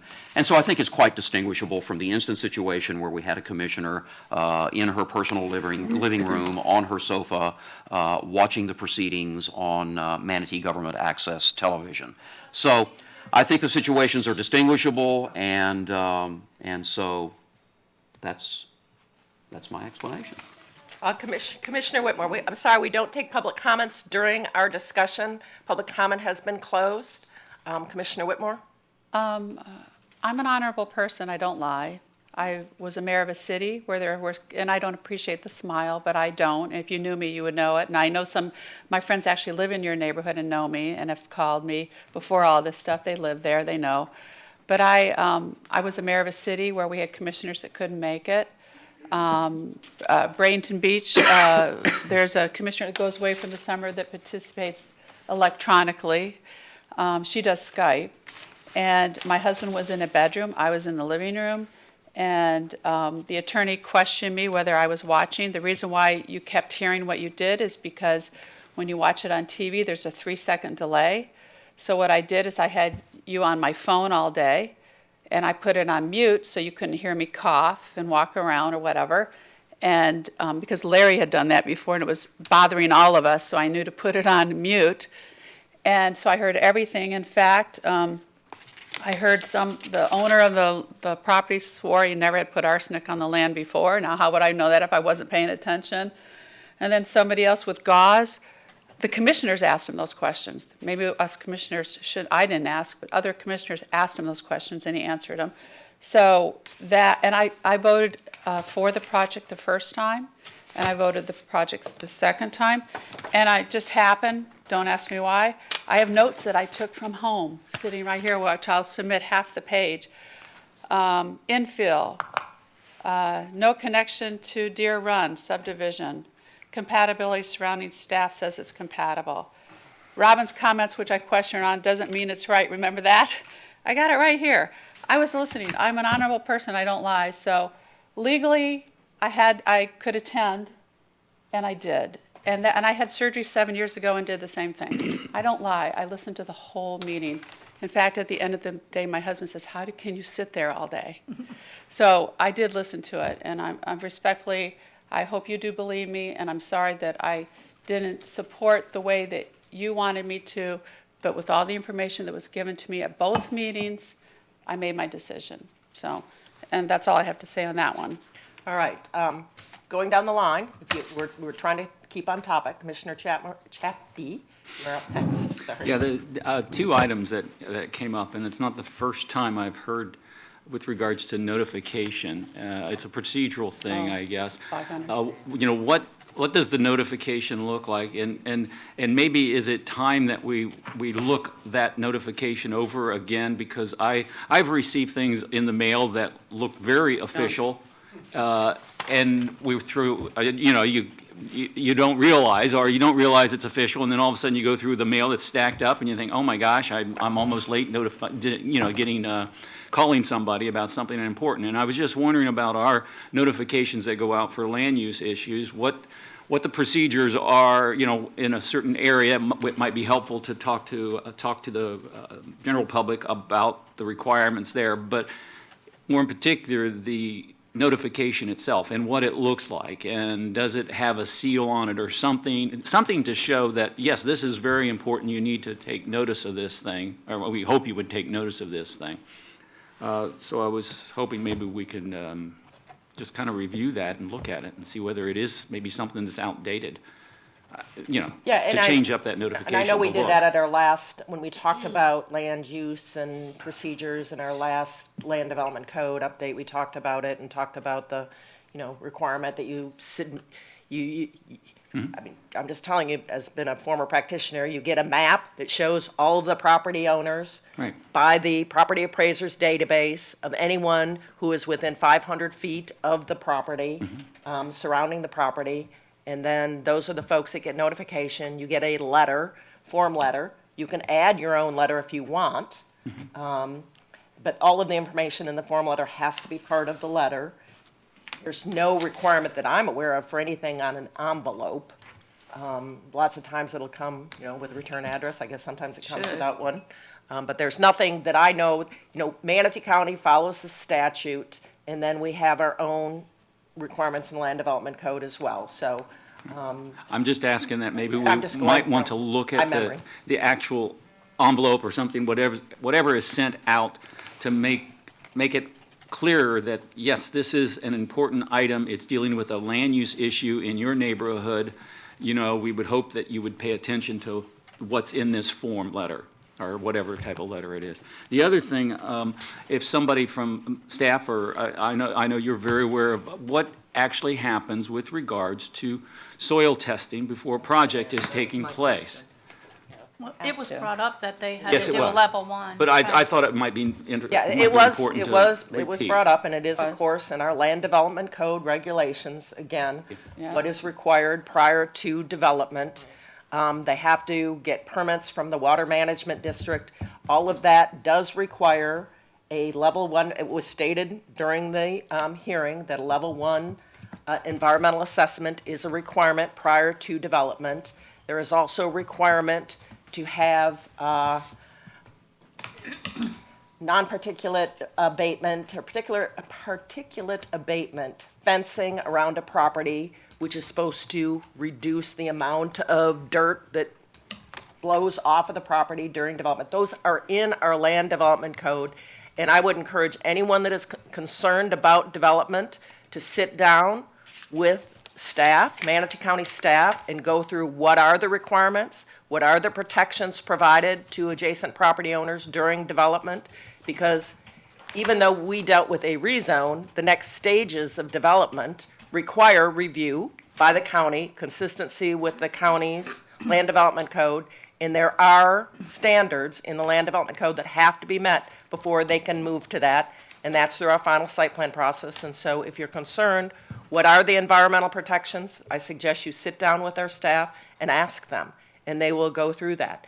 And if there are concerns that you think are not being met in our land development code process, you can bring those concerns to us and say that you think we should change our land development code regulations. But there are standards that they have to meet. The rezone is the zoning step, but the next step is the development step. Thank you I just wanted that out there. Thank you. Commissioner DiSabatino. A couple things regarding the same item, and I appreciate you taking the time to come out today, and third or fourth time you've been here.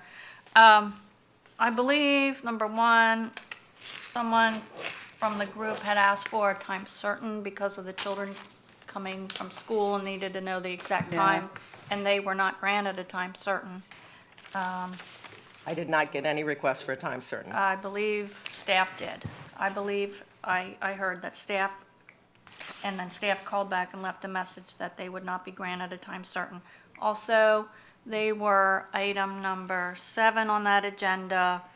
The agenda was flip-flopped, and they were heard after number 9. So that was another inconsistency. Also, our attorney says the law does not state about a reconsideration for the reconsideration. I don't know if it's ever been done in any other county in Florida, or this could be a test case to do the reconsideration for the reconsideration. I'm not sure, but now the remedy is to hire attorney and go to court. The item regarding my not attending electronically, which we are allowed to do, I specifically remember that the staff approached me that they were uncomfortable with me voting electronically, I'm trying to remember exactly, because if the decision was not favorable to the applicant and they came back to challenge it, they could have a defense that I was not there personally to see every item up on the overhead. And that's why I was requested not to attend because of this situation. So, Because you could lose it with the iPad, your connection wherever you are, maybe. right, I Yeah. saw the whole thing, Okay. but I was asked not to attend in case the applicant challenged the decision. We could not publicly defend that I specifically sat there and saw the whole thing the whole time. Got it. Which I did, but I was asked not to attend. I sat there. Commissioner Ball. Well, I was going to ask the question about Robin, and also I knew that the soil was going to be tested, and I just wanted to bring that out again publicly, but of course Commissioner Chappie did that, so I'm good.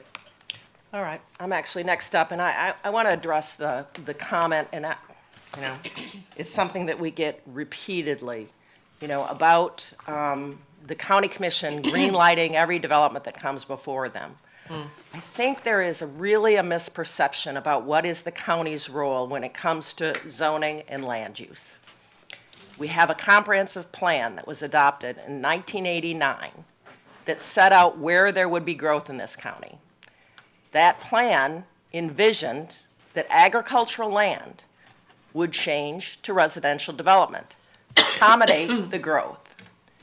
We don't have the ability to tell people that their land must stay in the existing use that it's in.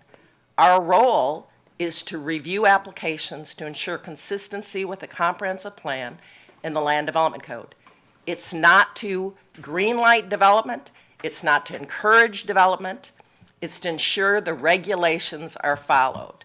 We don't have the ability to tell people that their land cannot be developed according to the comprehensive plan. And that comprehensive plan does not say if you have 1.7 dwelling units per acre next door, you can't go to, in this case, it was a Res 6, you can't go to 4.5 units per acre. Our comprehensive plan does not say that's incompatible. Land use does not say that every piece of property, otherwise we would never have development in the agricultural area because that land is zoned for 1 unit per 5 acres. It's consistently done.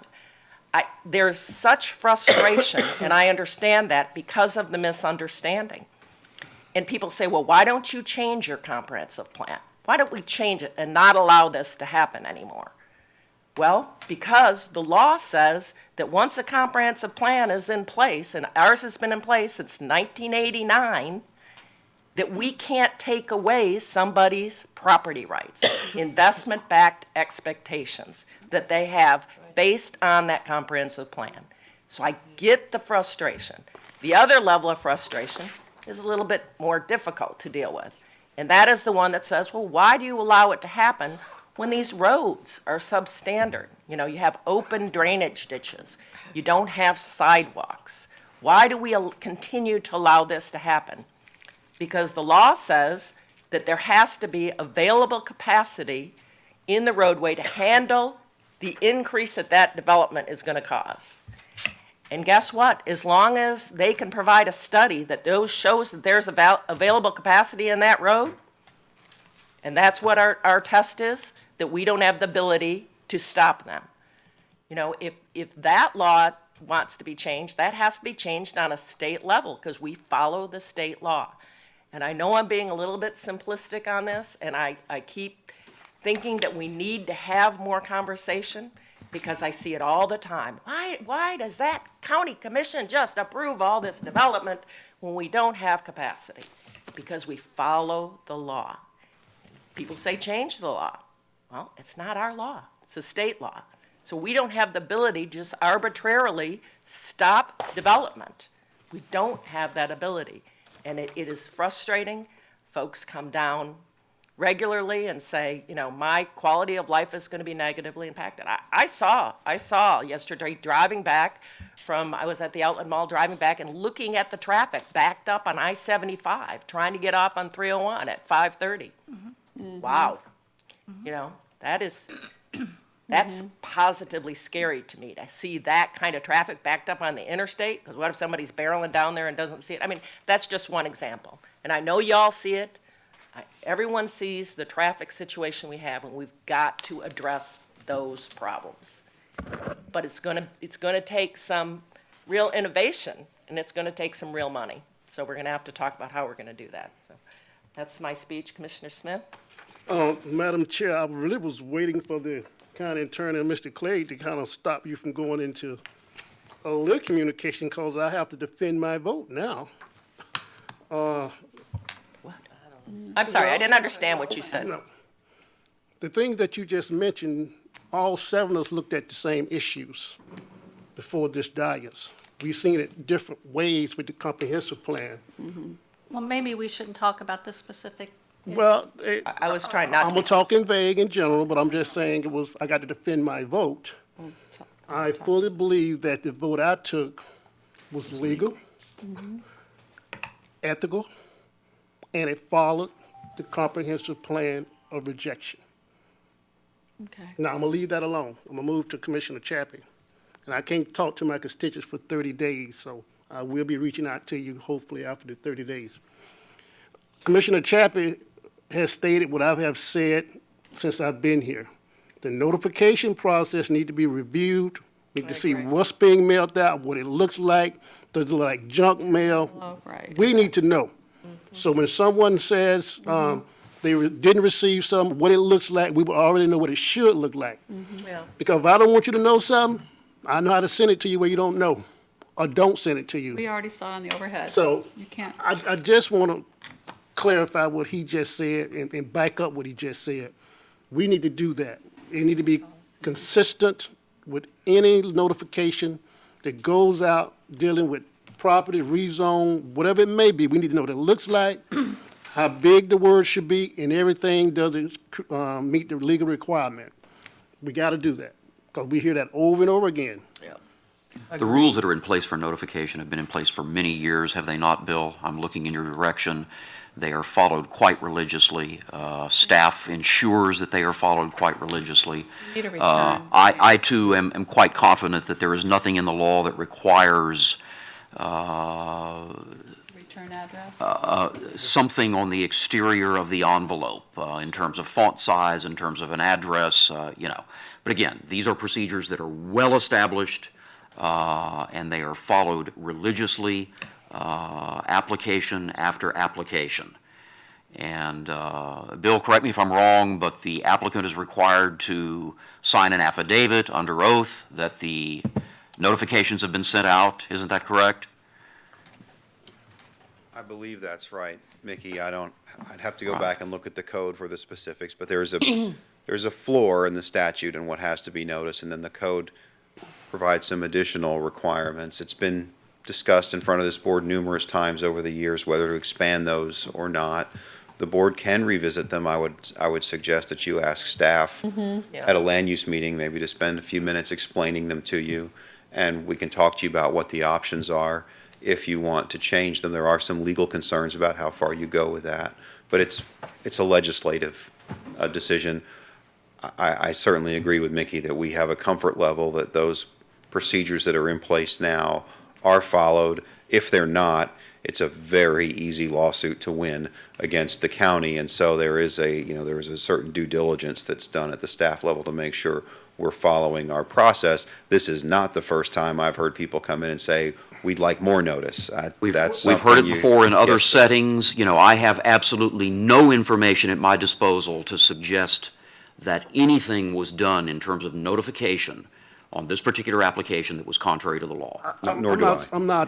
I don't want to speak for Commissioner Chappie, but I'm pretty sure that ain't what he's talking about. No, it's No. not. I do understand. We're talking about what it looks like, design of it. Mel. Is it, those things I couldn't tell you as a commissioner what it should look like, what I'm saying. So we're trusting people to send something out that we can't even tell you what it looks like ourselves.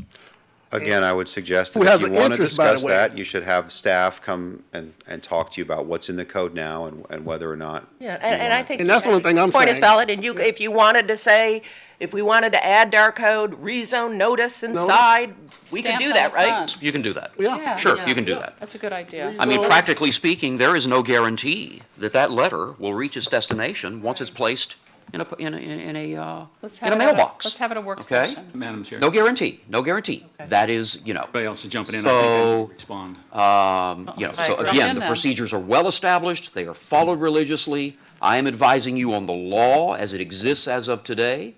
All proper procedures were followed. If you want to change your procedures, you have that prerogative. Commissioner Chapman.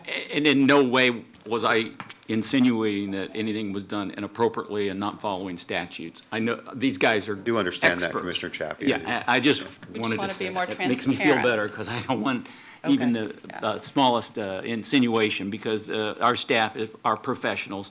The opportunity is always there, I believe, for us to be more stringent, as long as we're following the statute, the state statutes, as I would guess. Is that true? Commissioner Chappie, that is true, but there are legal concerns about how far you go. And I we will have understand that that. dialogue with you if the board wants to schedule something through the administrator. then And that's we'll kind of have my that request, discussion. is possibly at a work session. I don't think it needs to be at a land use meeting, maybe, just I'd like to have something to. We will advise you of the affidavit process that they follow and the process of notification. It should take 15 minutes as part of a workshop some point in time next month or two. Envelope, too. Madam Charles, you Chair, still have the floor. I am talking about, forget the process. What does it look like? Right, that's what I'm The saying. envelope, what color? Is it white? Can we say it can be gold?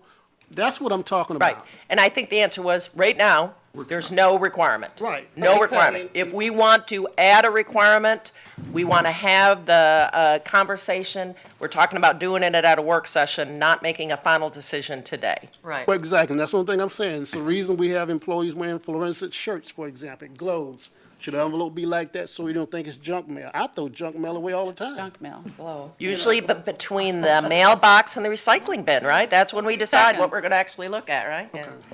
Okay, Commissioner Whitmore, you're up next. I was on the next comment, not on this. Okay. Commissioner DiSabatino still on this topic? Question, a couple things. I know this has come up several times, and we've discussed emailing the liaisons to the neighborhoods, and then they have their list that they disperse to. And I know Neighborhood Services has a list of a lot of the neighborhood connections and liaisons, number one. The big question is, why don't we? Why hasn't it been a practice to put something on the envelope to notify people? Gonna. I've never heard that come up before. so- Nobody, in 9 years, I've never, but it's a Well, good idea. I remember years good ago idea. getting a hot pink postcard, Really? and our neighborhood got a hot pink postcard. So you're gonna look, see what's on a hot pink postcard, so that's. You know, my I'd be sug- curious, if any of the folks sitting in Lime the green, audience light today pink. have a copy of that outer envelope, I wouldn't mind seeing it. They did, they just. I wouldn't mind seeing it. She's got 2 of them. Yeah. Can we have it? Okay, we really can't have Can't have conversation, but the okay. county attorney asked for it. This is the first one we received. Well, we're having Okay. This is the second one received. Both developer has to pay postmarked, for you'll it. see, came Not from us. St. Pete. And it took 2 days to get to us, which gave us about a week to prepare. But I like them back. You may make a copy, you may do it. No, I've seen all I need to see. Return address on this one, On the other. not on the other. That's not cool. You know, Real benign. well, again, you know, Thank you. the law does not require a return address. I know, And but so, I know what the law says, and that's what I said before. What's legal and what's right are two different things. Well, we're going to have a workshop and look at it. That's Okay. the bottom line. Also, when we have our code, we're talking about code issues. Does code, and I'm just asking the question to staff, and it doesn't have to be answered today. We're talking about code and following the code, but does the code address people are automatically entitled when you have special exceptions and also stipulations? So to me, a special exception and a stipulation is not something that should be automatic. And yet, time and time again, because they agree to the stipulations, they are compliant with the code. And Only Mr. if we Administrator, you know, we had a work session planned to talk about these land use issues because our comprehensive plan is a huge document, says when you have special approval, what does special approval mean versus special exceptions, as Robin's bringing up. We need to have that conversation. We need to have it with the public. We need to talk about it because there's so much misunderstanding. And I know that we had a gentleman from somewhere who was going to come talk to us about land use and stuff, and it got bumped a couple of times. Are we going to have that work session at some point? I would hope so. We would schedule one. Later. Yes. You'll talk about it tomorrow, or somebody will, right? Okay. Because there, you know, as Robin said, I mean, there's people say, well, why do they get special approval? Well, the reason is because our comprehensive plan says special approval about 50 times in it when applications have to have special approval, and it also talks about what the process is to get that special approval. But there's just the generic term, special approval, makes it sound like, gee, you're giving them something special, unique. And that's not the way it's set out in our comprehensive plan, but it's very hard to understand that. So we need to have that discussion, and we need to have it where the public can ask questions, because, you know, they get frustrated. And if we can change things, you know, we need to understand what things we can change and what things we can't. Commissioner Smith. No, Madam Chair, I'm all. Commissioner Ball? No, we're waiting for the next issue. Okay, Commissioner Whitmore then was up. Okay, Lee brought up the condos and recycling. That's been a bug of mine forever, and they don't have to recycle. And Right. But we, in the future, I mean, and the condos have to pay for it. And there's not one person. Our recycle is up to 57% now, or 51% in the whole county. So and it's up to really those condominium associations to pay extra, and they should. I agree with that. Animal services, somebody said that we've gone back in 5 years. I, again, looked at the stats is on the website. In July, 92% save rate, June, July 91, August 87, September 89, and October 85. Got 137 according to the last notice that we all got that are at Animal Services today. We have 80. I totally get it. You know, we were almost 90 for a whole year. We just, you know, with some of the stuff that's going on, we're not projecting positive when all the social media is saying how bad we are, and then we're trying to get dogs out. Candy had some good ideas as far as the scanner. I don't know if she's still here, in pet stores, but you know, if she, you know, would contact me or somebody, maybe we can get Petland. They have those Petland Petco grants. That's a great idea, pet stores, and if you have a dog, come in and we'll scan it. That's the kind of stuff we need the community to be working on with us for. But when you have 7 people taking care of 200 dogs, cleaning kennels, and stuff like that, that's where we need these great ideas in these volunteers. Actually, a lawyer in town is the reason why we got the scanners on the trucks. His dog lived in Panther Ridge and had to come all the way to Animal Services in Palmetto, and he goes, why don't you have a minute? And we brought it to the administrator. And that's how we have it today. So wherever Candy is, somebody told her that was a good idea. You know, and that's all I'm going to say about Animal Service. We are trying our best. Bob's in the back here, Nathan. You can shake your head all you want. I don't see you volunteering over there, but we've got Bob over here in the back that is doing the best he can, and we have, I think it's stopped now last Friday to all the applications for the new manager of the shelter. Joel Richmond, I keep hearing he is doing the day-to-day until Bob hires. Nathan, you're not being recognized, please. And and if you would like to actually talk to the director, he's in the back. You could go out in the lobby and talk to him. So we are doing the best we can for what we have, and people like you that are so passionate about animals. I remember the first time I met you when you worked at the city of Bradenton, and I tried to help you with the feral cats. You are so passionate. If we could redirect you and have you help us, and I don't think that will happen, but I know you, I know your mom, I know you have animals truly at heart, and I know you could help us if you really would, just like Lee does. Lee was very critical for a while, and Lee busts her self and walking dogs every day, and that's what we need. So I want to thank everybody for the positive, some of the positive comments today, and then hopefully Nathan will go back and talk to Bob out in the lobby later. Thank you. Commissioner Ball, you're up next. Okay. I want to say one thing to Lori about impact fees. I want to make sure you do know that the county is still collecting impact fees. We never stopped. We cut back, but we never stopped. Transportation. Okay. I just wanted to make sure. But getting And to that comment, I think that cannot be said enough because people still don't understand No, they don't. that transportation impact fees were cut and then some of them were put back in 2011. A study was done in 2011 and it said that our impact fees were not arbitrary. They were set according to the 2011 study. But we all know 2011 and 2015 are very different times. And that will be discussed at length at our next, the land use meeting on December 3rd. Just an advertisement. Yes. And if I may continue, animal services. Since I've been on this board, we've spent an awful lot of time as a commissioner and as a board talking about animal services. I am amazed that some of the things I'm hearing today are the same things that I've been hearing for 3 years of being on this board. There's no reason why we should still be in the same place that we were 3 years ago, and I do feel like we are. And I think the majority of the reason, I know I'd been corresponding back and forth last week and yesterday with Downtown Meowtown. Carol. No, I said good. I think what the problem is transparency.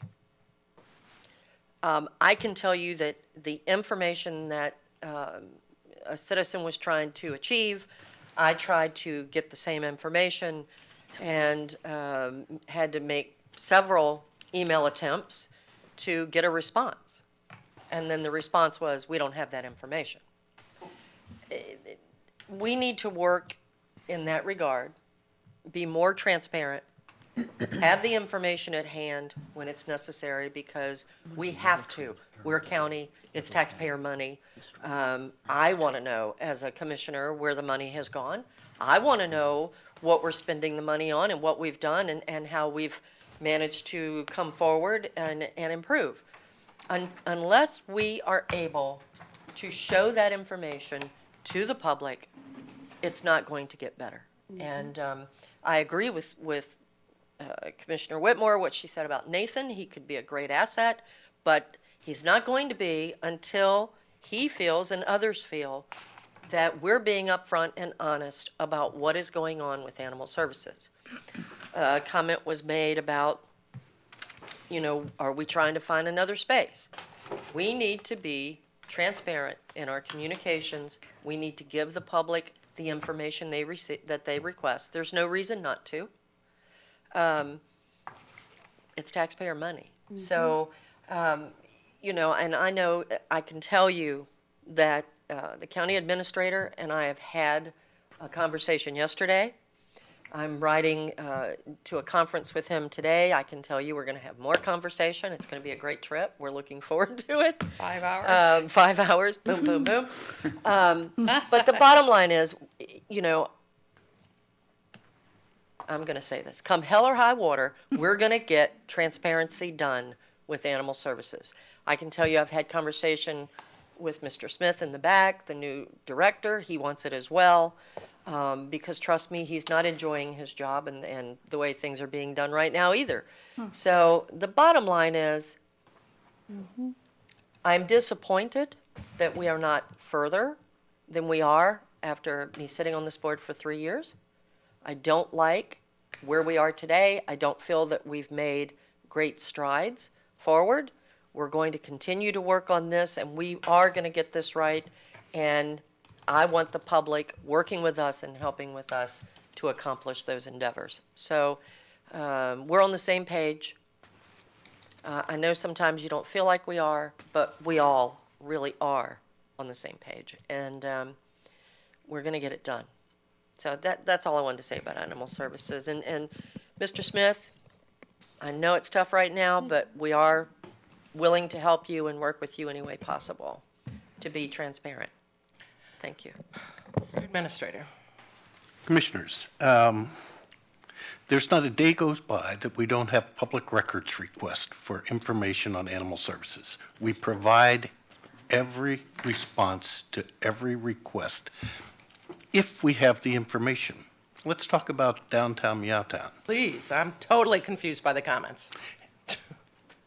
Downtown Meowtown was an experiment with adoption, and we took that program. It's a part and parcel of the overall animal services program. It was a unique program that we initiated to see if we could get more animals adopted. It's not a separate facility. It doesn't have a separate budget. That's what people want to see, a separate budget for Meowtown. We don't have one. It's just an extension of the animal services facility.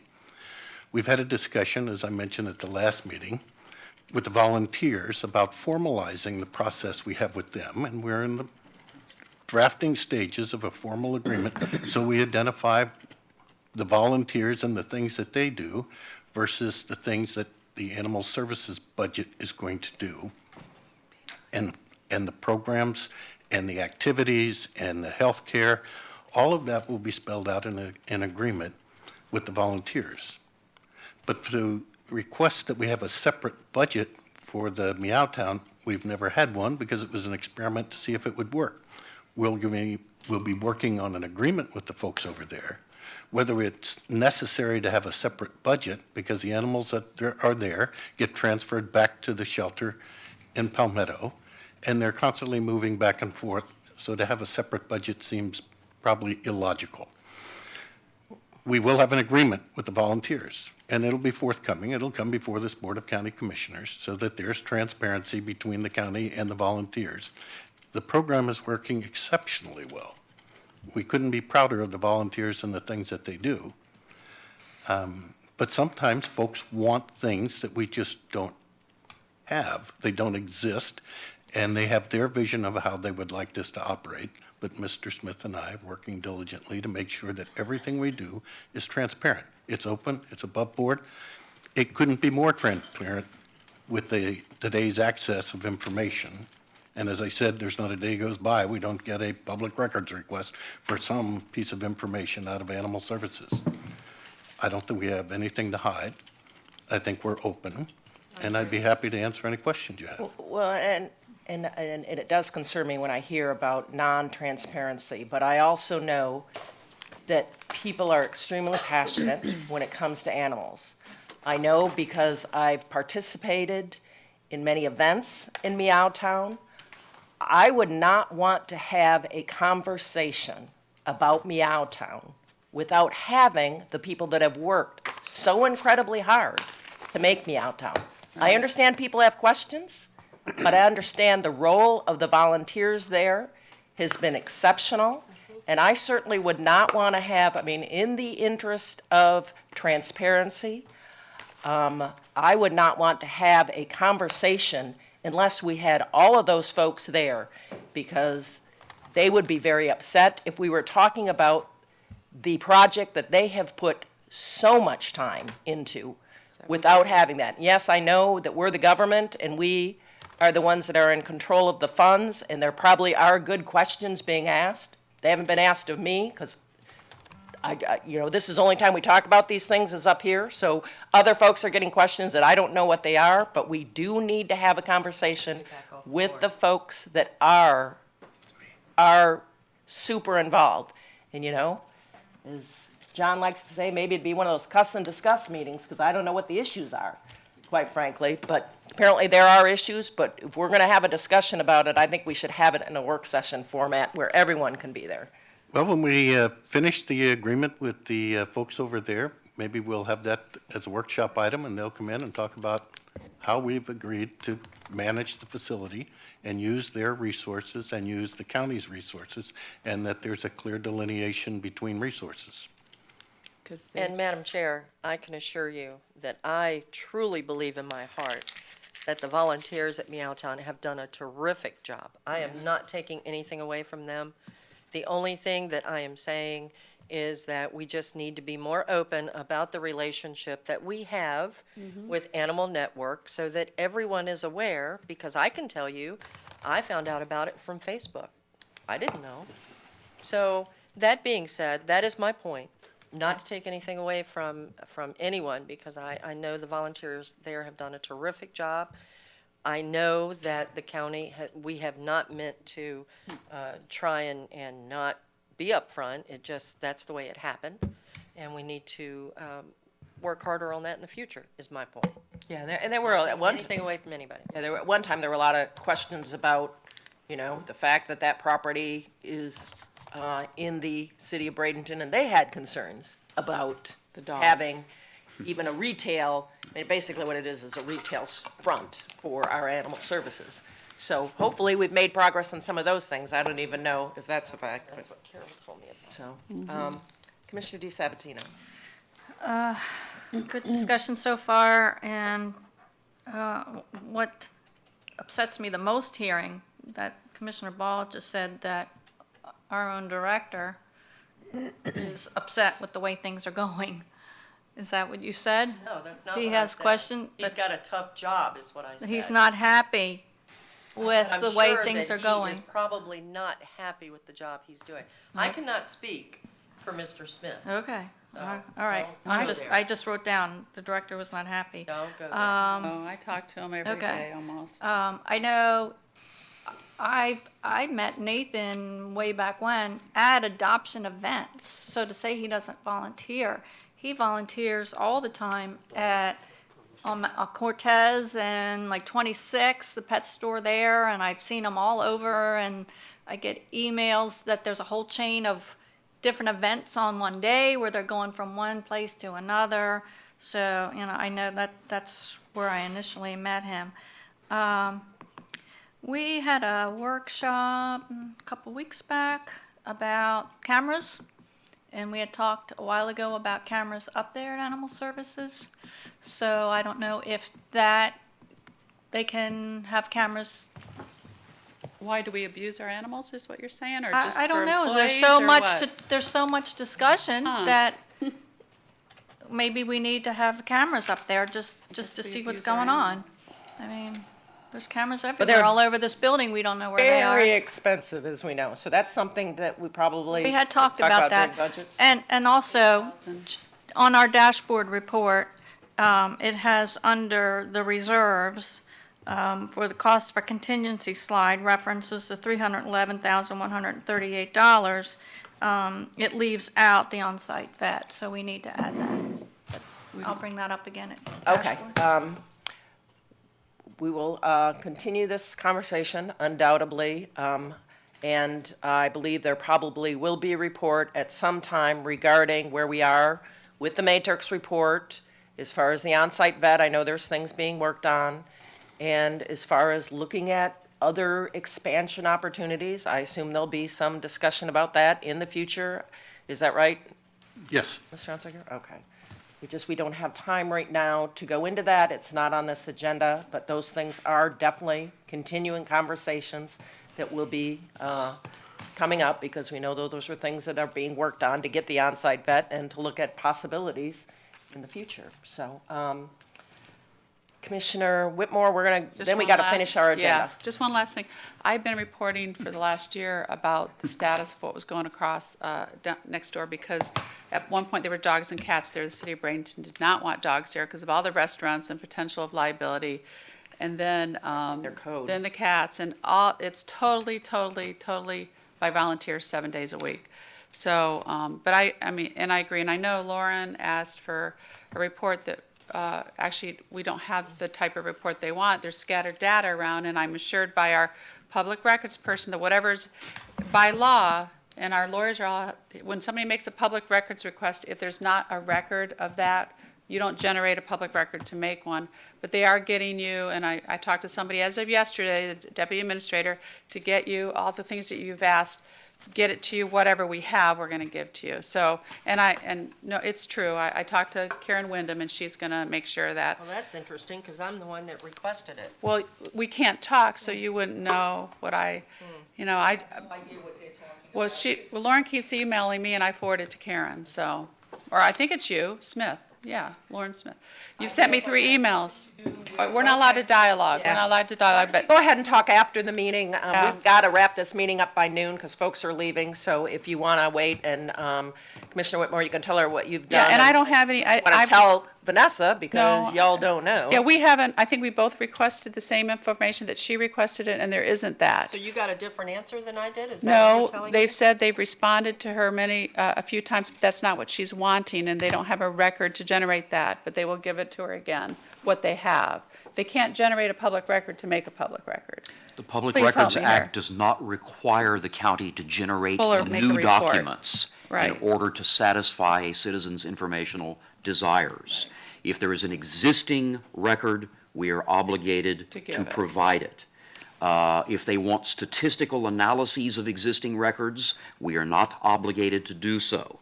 Again, we are not obligated to create new documents in order to satisfy a citizen's informational desires. so- Existing documents, absolutely. They're entitled to them. What information then, Carol, are you talking about they're going to send then? They're going to resend whatever, or they're going to send what they have. She's sent 3 different requests with many different things. Yes. Cost of Meowtown. You know, I'm assuming there's a public record for a time card, if any employees go there. Property management, if they've spent any money. That's the kind of thing I'm thinking in my head, but I don't know. That's up to staff. I can't make somebody generate a public record if there isn't. But I'm assuming that's the kind of stuff she wanted. So I passed it on to Public Records and to Karen. You can talk to Karen, that's all I've done. Yeah, and I've already done You know- that. yeah, and there's nothing wrong with both of you trying to get it. That happens sometimes. That's why it's Because we can't talk to going to each sound other. like a lecture, but that's why sometimes it's best to go through the Citizens Action Center, because then there's one point to make sure that the information is coming from the right staff person and it isn't being duplicated, so. I did copy Mary Ann to do, think I did. I Okay. copied her to do her CAC thing. Okay, it's probably best to do that, so. Okay, we're going to go ahead and keep going with our agenda. At this point, we got a couple items that we need to take care of. We have no advisory board appointments, no action for the Port Authority. Is that correct, Ms. Port Chair? Yes, no action. Okay. So we have advertised public hearings. We have item number 32, was this presentation upon request. This is the TEFRA public hearing. Does anyone need a presentation on this? Anyone want a presentation?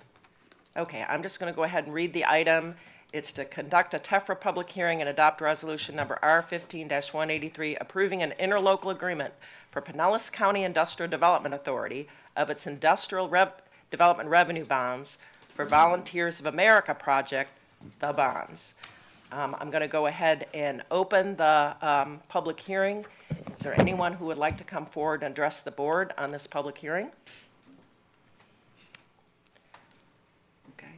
Seeing no one come forward, I'm going to go ahead and close the public hearing. I'm just going to make a couple clarifying remarks that these are bonds that the county is not authorized to pay. This is a TEFRA public hearing, and it's through this Pinellas County folks because they're the ones borrowing the money.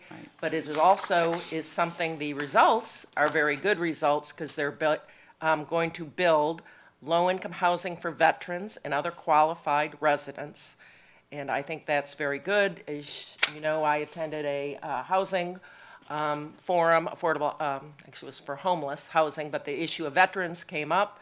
So this is a group that has previously done work in Manatee County that is looking to go ahead and, with these bonds, the Volunteers of America, they've done a great project before in the city of Palmetto. They converted old duplexes to a really nice 15-unit supportive housing project for priority to veterans. Our staff said they were great to work with. We also provided some CDBG and home federal funds. So this, again, is approximately 20 veterans and semi-private units. And there's various projects that they're building throughout the state of Florida, but these are ones in Manatee County. So I think it's a good project, and that's all I'm going to say. Commissioner Chappie, you had a comment on this as well? Yeah, I just wanted to say, I agree with you. I think this is a great project. Out of the 10 that are listed here, 6 of them are in Manatee County. Right. That's a very good thing. And there is no, there's not going to be any obligation on Manatee County as far as these bonds, so that's another good thing. So, thank you. All right, what is the pleasure of the board on this action? Motion to approve. Second. All right, we have a motion and a second. All those in favor signify by saying aye. Aye. All those opposed, nay. Chair votes aye. Motion passes. All right. Next on our regular agenda, we have Parks and Natural Resources, the lease of the Winston Tract. Staff?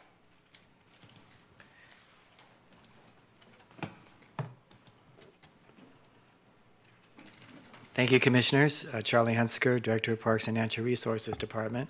Our request today is to enter into a lease agreement with the state of Florida, who owns a particular parcel of land between Robinson Preserve and State Road 64, one that is heavily populated with Australian pine, some mangrove, and other exotics. Through the Winston, what's called the Winston Tract by name, is currently a channel that many recreational boaters utilize for kayaking and access up to Robinson Preserve. The channel itself was improved in 2007 to allow water circulation from the original Robinson expansion and project to connect to Palmasola Bay and have Palmasola Bay water flow into Perico Bayou and improve the habitats and water quality of both. This proposal is to lease the Winston Tract is required because we want to make additional improvements to that channel. We want to widen the channel to its north over an area that's dominated by exotics so that we might get even better circulation moving back up into the Robinson Preserve expansion to establish an additional 60 acres of intertidal habitat. And in order to feed that habitat, we need this channel improvement over lands of the state of Florida.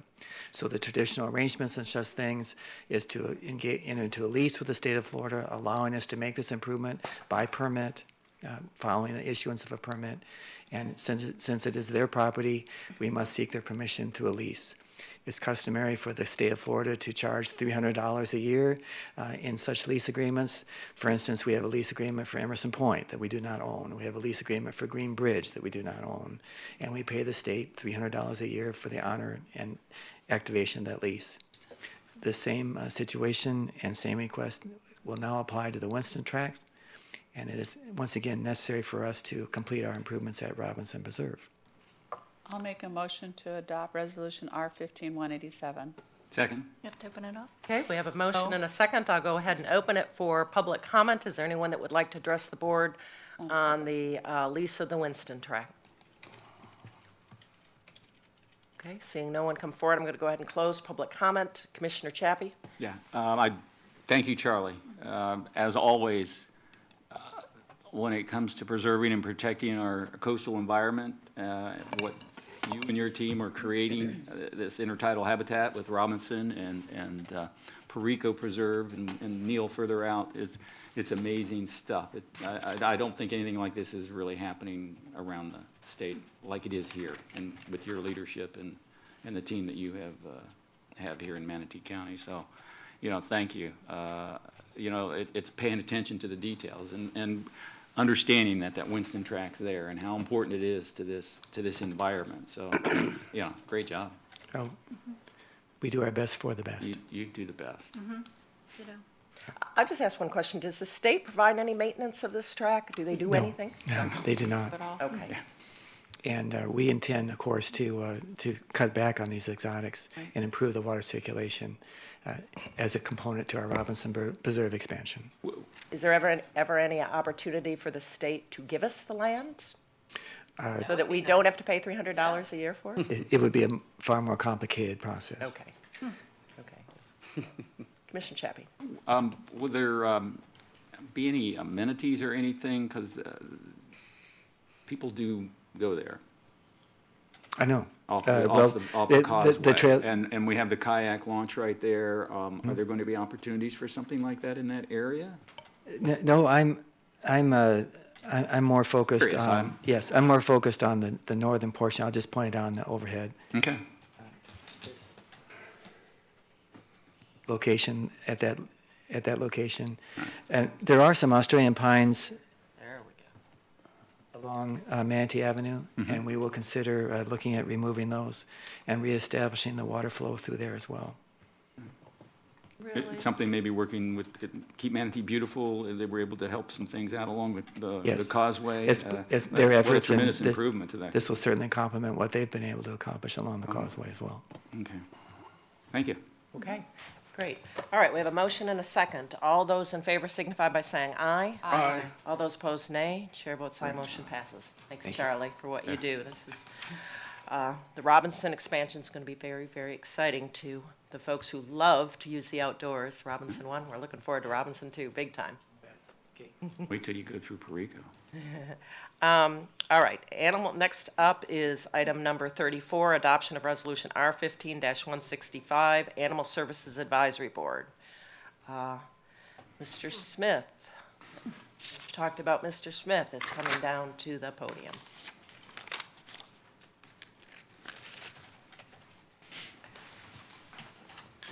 Good morning, Commissioners. Bob Smith, Director of Public Safety. So before you is Resolution 15-165, establishing the Animal Services Advisory Board. This is a resolution that will repeal and replace Resolution 0080 that originally established the advisory board. Just in the way of background, you may remember that the previous Animal Services Advisory Board came to this board requesting a revision to the original resolution, asking for a clarification of the membership of the board, their duties, their responsibilities. That item came before the board last year, but was tabled at that time. We're bringing it back to you today with Resolution 15-165 to appeal the original resolution. Some of the substantive changes in this resolution versus the one it's repealing is it clarifies the purpose, the membership, terms, duties of the board. It clarifies the terms of the officers served. It clarifies the membership requirements. It also repeals the original conflicting and provides an effective date. It updates the duties of the boards, the officers' terms, and the conduct, staff responsibilities, provides clarification for the Sunshine Act. It also defines the membership of the board, who can serve on the board, who can't serve on the board. At one point, your membership is void and you have to stop serving on the board. You also see a section in there that speaks to the minimum number of times they have to meet over the course of a year. There's a at least number of meetings that's included in this updated resolution. And of course, it clarifies some of the requirements of the Sunshine Act and how this board should follow the Sunshine Act and staff responsibilities in supporting this board. Questions for staff? Commissioner Whitmore. Good, we got something professional. Thanks, Rob, I know you worked hard on this. And I went through each one and I wrote down, just to be clear, just so you could read it for the public, Bob, the 5 criteria. And literally, almost everybody that I know that had submitted an application would fall into all this. So it's not like we're excluding anybody, but we're actually making it, somebody that's rescued within 2 years. There's if you volunteered, if you belong to a rescue, et cetera, et cetera. So could you just go through that for the public to know the 5 criteria?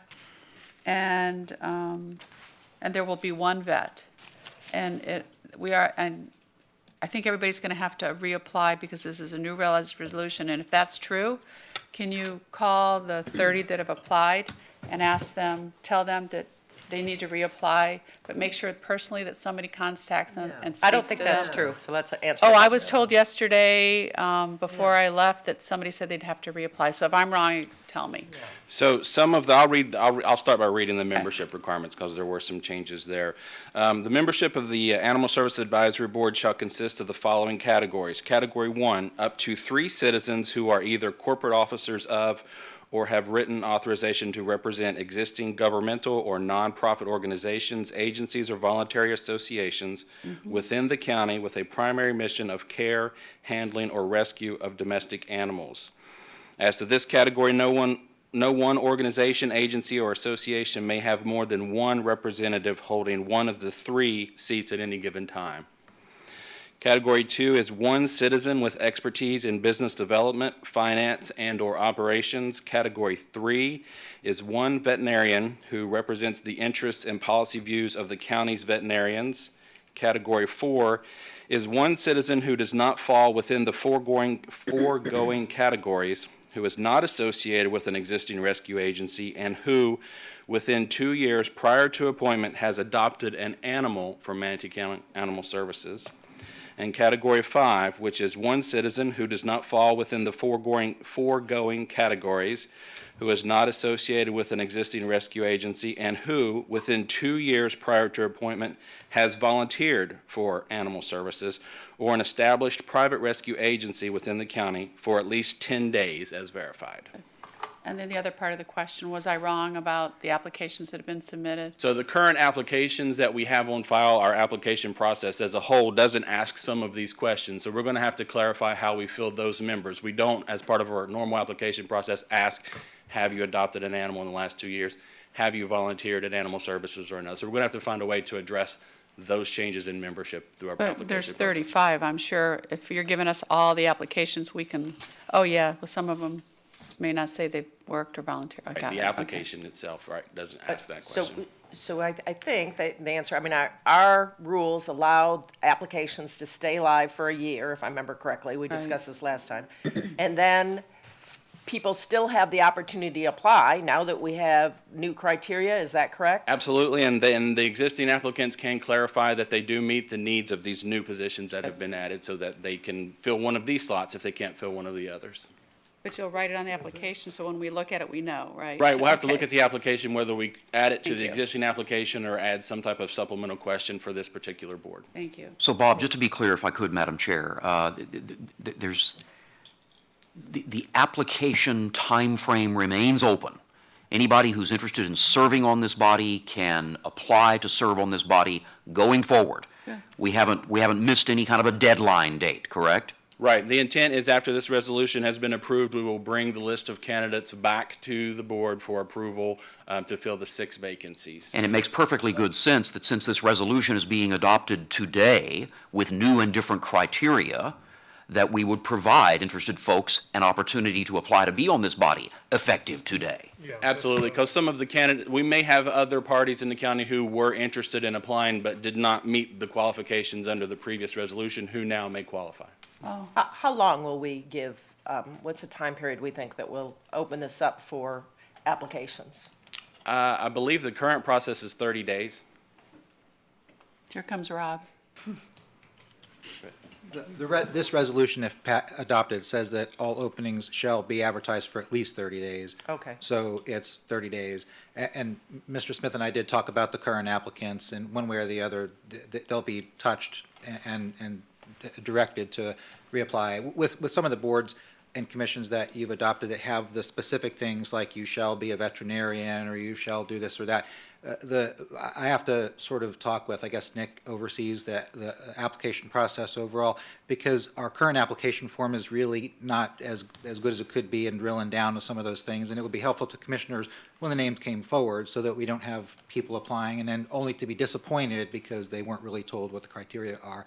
But we do know that that there's about 35 people that are really interested, and Mr. Smith has agreed that he'll make sure that one way or the other that they get contacted.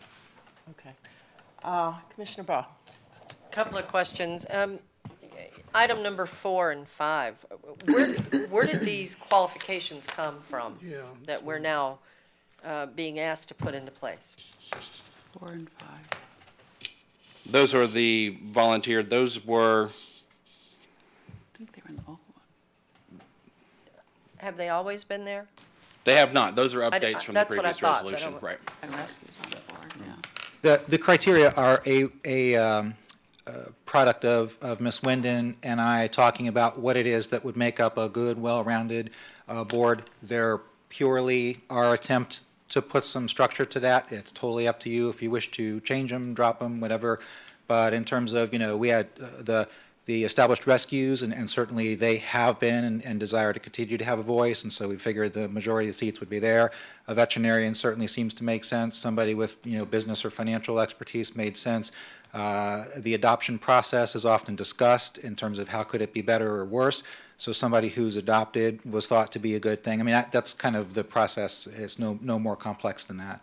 My concern, for one thing, like number 4, within 2 years prior to appointment, has adopted an animal from ASD. Well, okay, say they adopted an animal 2 years ago, and now they've been on the board, they're on the board, and it's not 2 years anymore. Their Right, but- time has run out. What did they do, have to get off the board? No. You have to look carefully. It says within 2 years of the date of appointment. Right. So when they're appointed, they Once have to have they're appointed, adopted. it's okay. Then they have 4 years to serve. Yeah, that's the term. And we really think that's that important that we just couldn't have 2 citizens willing to serve on the board? They have to have. If that's the. I'm just curious. That's up to the commission. Yeah, and then the other question that I had was on the veterinarian, number 3. I know in the past, the vet that works for the county has been on this board, but I also understand he doesn't want to do it anymore. So it's just a veterinarian in Manatee County now that we're looking for? Okay, so it doesn't state in there. I mean, if the vet that we use right now wanted to, he could come back and sit on this board. Is that fair to say? It says that you have to, a veterinarian, so yeah, I mean, anybody who is a licensed veterinarian can apply. I know you do. I just, food for thought, I don't know what the other commissioners feel about it, but, I think if we're talking about the advisory board, I remember in years past when we had everything going on with Napier's and so forth, and I think it's probably a wise decision if we have a veterinarian on the board, but not necessarily, and I think we should say not the one that's employed by the county. Thank you. I think that would be important. Yeah. To contract. keep it, Do we have a veterinarian employed by the county? No, contracted. Okay. contract. Actually, we have 2 Yeah. vets on the board now.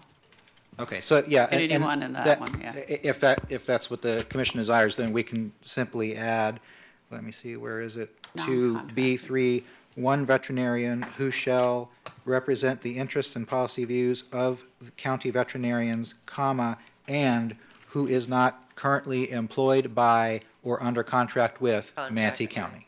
Is I think that would the be- majority? Yeah. Okay. Well, I have a question also about number 3. on the Okay, vets. you're up next. Okay, so far, that's the majority. Commissioner Chappie? No, I agree with everything that's been said. My question, who chooses this veterinarian? I think there is a veterinarian organization in Manatee County, and would that be, would the individual be chosen to represent the interest and views of the veterinarians of Manatee County by that organization? That kind of makes sense to me. They don't want to do it. Well, I'm just saying, the organization can choose somebody from their group. Otherwise, how can that individual represent the views and policy of the veterinarians of Manatee County? Yeah, and I was He has no gonna ask- credentials if it's just him. I was going to ask kind of the same question. Are we looking for some sort of letter of support from the county veterinarian? I can't think what they Whatever it spoke is, on yeah. Patty, and they gave it, was it Yeah. Patty? Yeah, Okay, and they Patty. gave us a letter, so. We can certainly Thought? do that. The current process is the applicants will be broken into the categories that they meet the qualifications for. And so you would just simply have a list of those candidates who are also veterinarians. But we could certainly look at requesting some level of endorsement from the larger group if that's the desire. of the And we board. kind of similarly with our, what the financial committee, we have representatives from the different Chamber of Commerce organizations. So I think that would be appropriate. Excellent. Okay, wait, you're jumping, and I'm not sure what you're saying. Yeah. Number 2, the one you're saying now that we need to get a letter for number 2, the No, citizen 3. expertise in business No, development, 3. finance, and/or operations? No, he jumped to No, I was just saying that at a advisory board that we're for the financial advisory board, we're okay. using okay, I an misunderstood. individual member that is appointed by the chamber to be on that board. I thought similarly, maybe the same thing could Well, happen let here. me, I jotted more, so let me try it and see if this addresses the commission's desire. So 3 would read, one veterinarian nominated by the Manatee County Veterinary Association, is that the correct name of it? I don't know. Who shall represent the interests and policy views of county's veterinarians, and who is not, during his or her term, employed by or under contract with Manatee County. Madam Okay. Chair, on that, Yes? only because I've been to the Veterinarians Association, and it's like the Medical Society in Manatee. They have 600 doctors in Manatee, and there's 100 members. You go to the Veterinary Association, that not all the vets belong to. You got to go every month and stuff like that. So I don't think it would be fair. I mean, because there are a lot of vets that work for the rescues in the community that may not belong to the Veterinary Association. And also, I know Dr. Doyens. You all know him. Well, anyway, he's on Manatee Avenue. He owns Bradenton Veterinary. I know he's actually one of the applicants that applied, but I don't think he belongs to the Manatee County Veterans Association. So just remember that, and 600 doctors and maybe 100 members in the Medical Society, so the vets is the same thing. Do we even know that this is the actual formal name of this entity? No. I'm not Taking sure a shot either. in the dark I've here. been to one meeting to try to get him to sign up for tags with the staff, and there was only 15 that showed. The way it was read about representing their policies, Just let him procedures, that's the way it reads. I would think they'd have to have some type of credentials behind their recommendation to be on this board, not just us choosing them. And that's kind of what begged the question for me, too, was the language that says representing the interests and policy views of county veterinarians. Well, how do we know if he is? Yeah. Well, And how does he know that he is, Right. or she? That's Right. You're right. Yeah, I mean, it can be potentially confusing for the veterinarian himself or herself. Right. Hey, I want to serve here, but am I representing somebody's policy views? Good catch. I wouldn't even say that. I would simply say one veterinarian who is not employed by Right. or under contract with Manatee County government. Right. Is that acceptable? Yeah. That's Yeah. better. I think that's better, too. I don't want to force this association that we don't Right. even know their name into some, Right. role they may not know they have. I mean, that's not government's purview to do that. to So try my to- language, to quote it again, quote, one veterinarian who is not employed by or under contract with Manatee County government. Perfect. And I had added who during his or her term is not. Okay. Because that clarifies that during the entire term, they can't become employed by or enter a contract with the county. If they're going to serve, they have to not avail themselves of those opportunities. Okay. That's better. I Yeah. think that's important. All right. Commissioner DeSabatino. Do we want to even add currently licensed? Because it could be someone who's retired. Well, you can say an active veterinarian, but someone who represents themselves as a veterinarian under Florida law, you've got to possess a license, but. I really think we agree with Robin. I think you should say license just to protect our, you're right. Because we see some different things around that's licensed. Licensed and actively practicing? In Manatee County. Yeah. I think so. Okay. We're going to wordsmith this to death. Okay. Also, the one that I just don't get where we said, item number 4, within 2 years has adopted an animal. I don't know. Well, I guess the idea think that being, went- I'm speculating here on Mr. Eschenfelder's conversations with Ms. Wyndon, the idea being that we would prefer someone who is adopted within the last 2 years as opposed to within the last 10 years.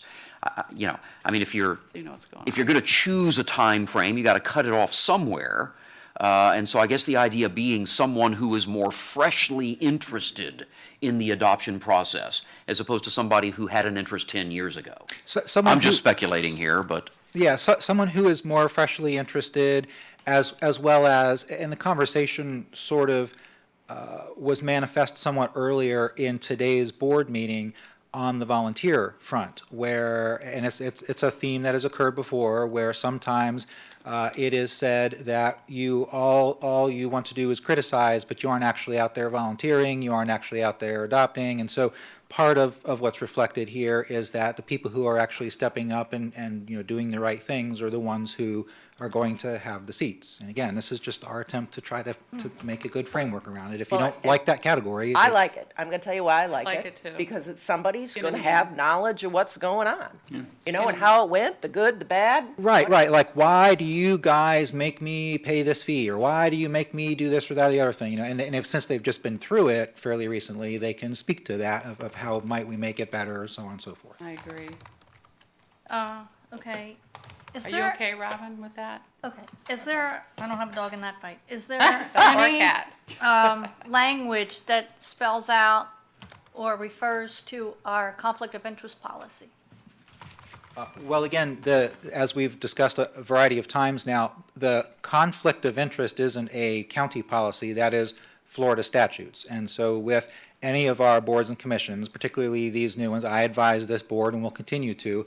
We will meet with the members. I do an annual thing just with the animal folks, in addition to the county attorney seminar, and we go through the Florida Code of Ethics for public officers and employees, and the Sunshine Law and the Public Records Law, as well as the specific things that apply to the board. And so once this board gets filled out by the commission, I will set a meeting with them and talk to them. But there is no county conflict policy. It is the state statute. Okay, so I just don't want anybody who has an implied conflict of interest being associated with a group or financially benefiting, the group benefiting. They have to disclose that when they're voting on items. Right. Any of the votes, just like we discussed with Children's Service Advisory, if they've got a personal financial gain or loss kind of thing, then they've got to disclose that and abstain, and that's part of what we cover when we talk to them. Right. And Section 2I requires that they be trained before embarking on their duties on this. Okay. Right, and I did work with Advisory the body. administrator's office about 2 weeks ago with Kim Godby, and one of the things that the administrator's office is going to do is, I think it's the First Amendment Foundation, creates and sells for like 20 cents a piece these little pocket guides to the Sunshine Law, and it's annually redone. And so we're going to order those for all of our boards and commissions, and as an extra additional layer of help for them. Also, on the first item, where it says existing governmental, so a person from Manatee County government can be on this board in addition to? No, Manatee County's personnel policy prohibits any county employee from serving on any Manatee County board or commission. So this existing governmental, I'm confused with. I was thinking like a Gene Palin, or I don't know. Well, there could be some state office that now or in the future is created, that the person is a governmental person, somebody from the Fish and Wildlife Commission. It's agencies that aren't just nonprofits, but there could be governmental entities. There could be a regional governmental entity that has some perspective. I mean, you can strike the word if you want to. Again, I'm just Frankly, offhand, I cannot picture in my mind a governmental entity with a primary, quote, with a primary mission of care, handling, or rescue of domestic animals. Neither. I can't think of such an entity offhand, and so it may be, So just strike governmental or. maybe much ado about I nothing. was confused by it as well, so. But can also a government official serve on this? You indicated Jean, it was on it, but she's a government official, correct? Current or prior? Well, again, that's covered by Florida's dual office holding prohibition, and the Attorney General has made it clear that that advisory-only bodies don't count toward dual office holding. So a mayor of a city can, if they desire, serve on one of our advisory boards. One of you commissioners can serve on the Palmetto Advisory Board for this, that. That's not prohibited by law. But I mean, I'm just kind of awkward, thinking about this. They have to be authorized to represent, so I can't imagine I'm authorized to represent the city of Palmetto on your animal services advisory No. board. I was speaking generally. That's not dealing with one. It's the Commissioner DeSabatino was just asking, can a public official serve? And yeah, in theory they can, and that's up to you, commissioners. I think they should be precluded because it's awfully awkward. Well, you certainly can make the argument that if you've already got an important public office to handle, that you shouldn't be putting more on your plate. Other people would argue that public officials who are already in the stream can bring more to the debate, and that's up to the 7 of you to decide who's the best qualified person to hold a particular seat, and so you have that debate amongst you, and you appoint who you... I need to clarify. I wasn't saying that they should be disqualified. I just, because they're a public official, I don't believe that they should be disqualified.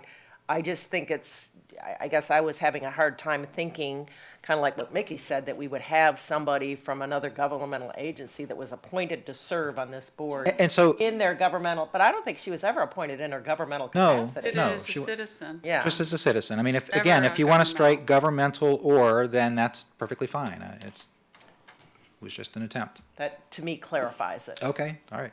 Thoughts? So we're going to strike So that? we're striking the words governmental or.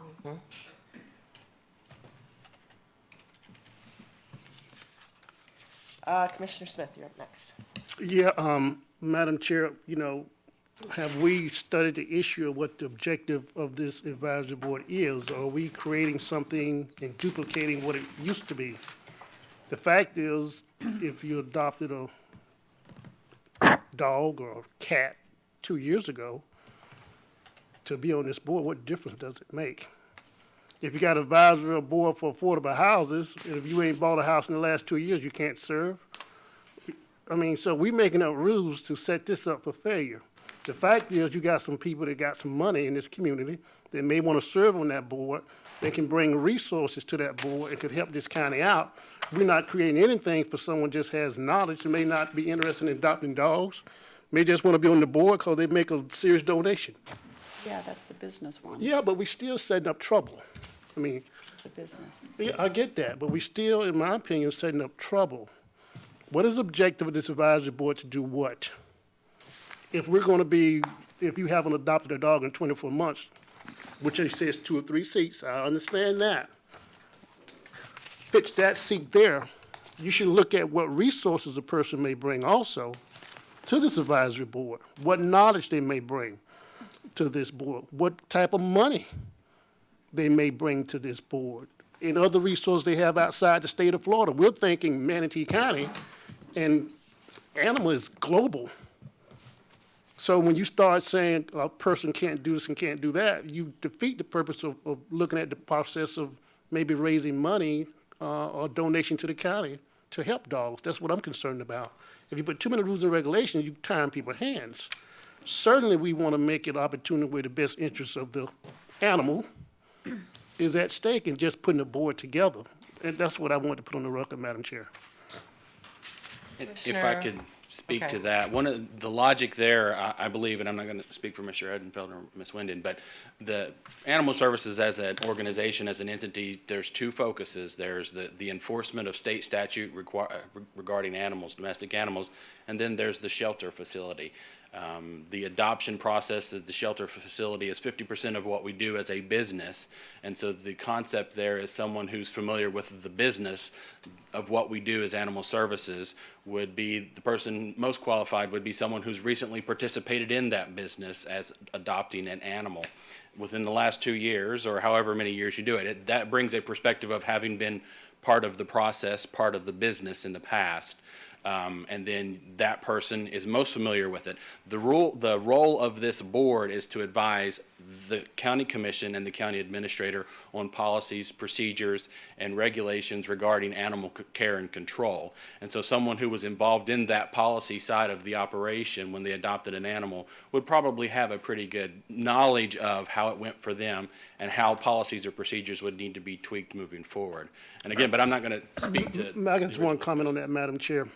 Okay. Mr. Smith, you could be correct, but I don't think the Animal Service Board is any different than any other advisory board.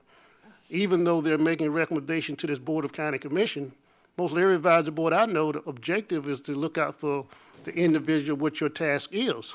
Certainly, the advisory boards in Manatee County that I serve on and ones that I know, they look for people who to write a check. And to help, no, it's no difference than the animals than anything else. My point is, if you put so many rules and regulations, you get the same results. You say the advisory board gonna make recommendations to this board. Certainly you want somebody who cares about animals. I get that. I'm not saying that. But it still should be seats on this board with someone to say, I want to serve. If I make a donation, I want to be on this board. Oh, that's. Okay, I think we're talking about something very different. This board is to advise on policy decisions. I understand that, the Madam county's Chair. gonna make, and nobody better bring a check. No. This is like really I just weird. gotta say that. No. Nobody better bring a check to influence our policies. Evidently, it's my, no. Excuse me, point of order. You're saying that they're going to be paying to be on this board, That's not what and I said, that's like. Mr. Sabatino. That's not what I said. I serve on many boards, and you fund one board where the membership is $5,000. The county does, or $15,000, I was told. I'm just saying people who, if you're going to do something for the animals, if they want to make a donation to Manatee County government, they can do it. You got a lot of people who may want to do things like that. My point is that when you put so many rules and regulations, people just don't want to serve. Okay, Commissioner Whitmore. For example, you're talking about It's my turn. a government Or is that next? official We gotta finish this. Yeah, we guys. gotta- not serving on the board. I don't see any problem with a government official serving on the board, for example. I do. Okay, I've been going to the advisory boards since I came in office in 2009. The advisory board are the ones that the citizens came to the advisory board. It was a loosey-goosey, and then Bill Hutchison came, and they tightened it up and said, wait, you guys' job, it was mainly to discuss what was going on. I mean, it really wasn't a well-formed board. And then they went on and we set, Bill had set policies, and your job is to set policy to recommend to the board. They did the anti-tethering law. I mean, we all passed that. That was them. The no-kill, whether we love it or hate it, it went to them first, and then it came to us. That is their role. I want a board that cares about the animals, and I know everybody does. And I get what Charles is saying, because I've actually talked about in the future maybe like a foundation and all thing to do kind of what he's talking about. California, they have them. Yeah, That's what I'm talking about. and that, well, we've talked about it for years, but we have to get our act together with this first. To me, with all the changes that you've all made, the wordage and some of the other things, I think this is a well-rounded board. And I can't wait to see all the applications that have already applied, and I'm glad that Rob and all of you have said that somebody will contact those people to ask them the additional questions and then add them to the applications or guide them to reapply again. But please, I do not want anybody that applied not to reapply again if they want to. So I think you're going to open it up for public comment, and then we'll decide what we're going to do, right? Yes, Commissioner DeSabatino. The last thing, the first paragraph from Mr. Eschenfelder, where it says Manatee County has created and is authorized to operate an animal control agency responsible for enforcing non-criminal state and local laws. What happens when it gets into the purview of criminal? I know it transfers over to the sheriff, but. Where are you, Rob? The first whereas Yeah, clause. the first She's whereas clause. reading the Oh, first whereas. okay, and so your question is? The non-criminal? Right. I just, can you explain that? That's just to clarify that the county is not a law enforcement agency. And so there are, as the commission is aware, there are a variety of statutes where the local animal control agency, I believe is what the legislature calls it, is empowered to go in and, for instance, if they find an animal in distress, which is, I think, Chapter 838, that you go in and you can seize the dog that's in distress, and you can file a petition with the court to take it away from that owner, as well as the so-called dangerous dog statutes that we haven't talked at all about in the past year. And the animal control folks have some roles to play there. But to the extent that those statutes also provide for criminal sanctions, that's for the Manatee County Sheriff's Office or the individual municipal police departments to take care of. And so that's the distinction that's made, is that Manatee County Animal Services has no role in criminal prosecutions or criminal investigations. But they have a role in reporting animal abuse, abandonment, attacks to law enforcement. Every correct? citizen can report it. Right. It's not a specific role for this advisory board that we're assigning to them. Oh, right. That is Yeah, something yeah. that is, That's right. you're saying is their right as a citizen and responsibility as a citizen to report that. Right, that- the whereas doesn't have anything to do with reporting. It No, just this simply says that you all have the authority to create an animal control agency, and you have done so to enforce non-criminal statutes and local laws. That's all it really is intended to say. Okay. Okay. Public comment? All right, I'm I'm going gonna, to explore that further with you. that's the last person I have on my board to speak. I'm going to go to public comment. I have Lee Redfern. You're signed up if you'd like to come forward. State your name for the record. Lee's volunteered within 2 By years. the way, a technical point on governmental folks. Let's just choose an example. Let's say that the mayor of Palmetto is the current vice president of the local SPCA. Under this language, the mayor of Palmetto could apply to serve on this board. Right. Okay? She would fit that language. She would fit that criteria of being a corporate officer of a nonprofit organization with a primary mission of care, handling, or rescue of domestic animals. So it is conceivable that that a local government official who is also out there volunteering his or her time for a local nonprofit entity and happens to be a corporate officer of that nonprofit entity could serve, could apply to serve on this board. That's not to say that this board will appoint the mayor of Palmetto or whoever that individual might be, but the opportunity is there. What are the odds? Probably pretty slim.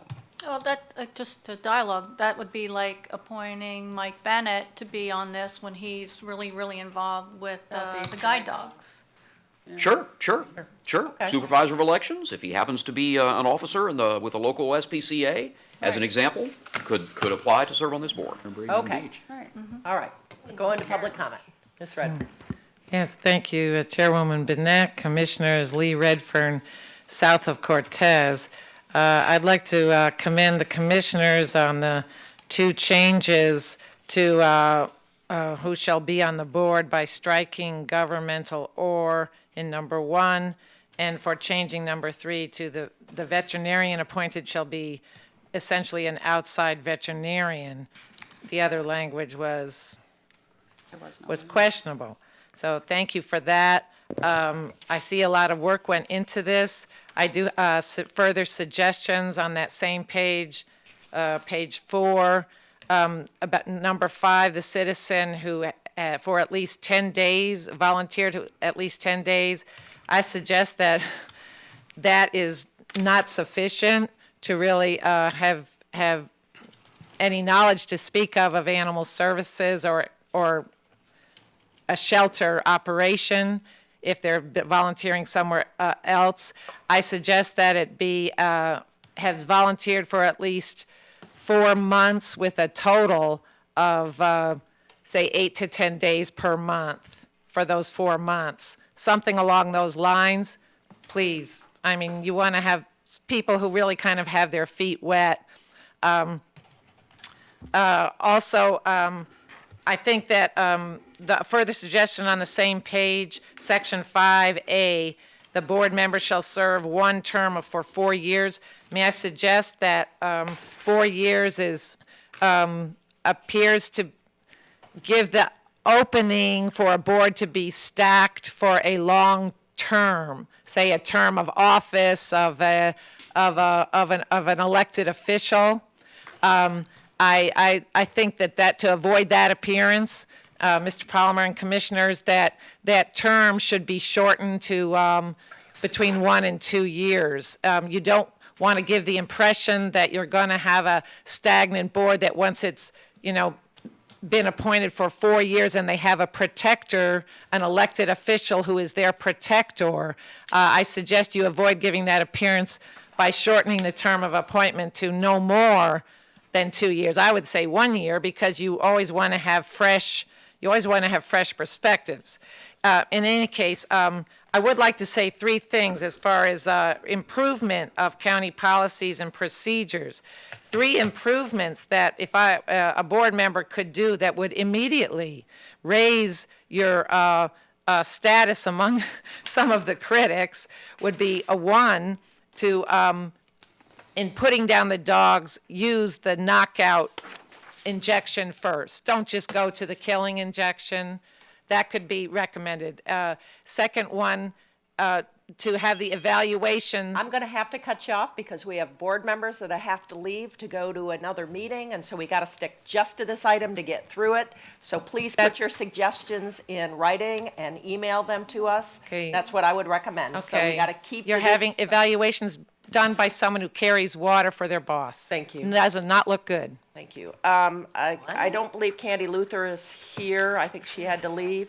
So anyone else who'd like to address the board on this item, please come forward. You'll have 3 minutes.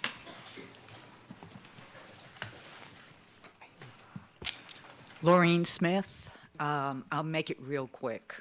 And again, we're talking transparency. This board has not met, I'm talking about the advisory committee, has not met in a year.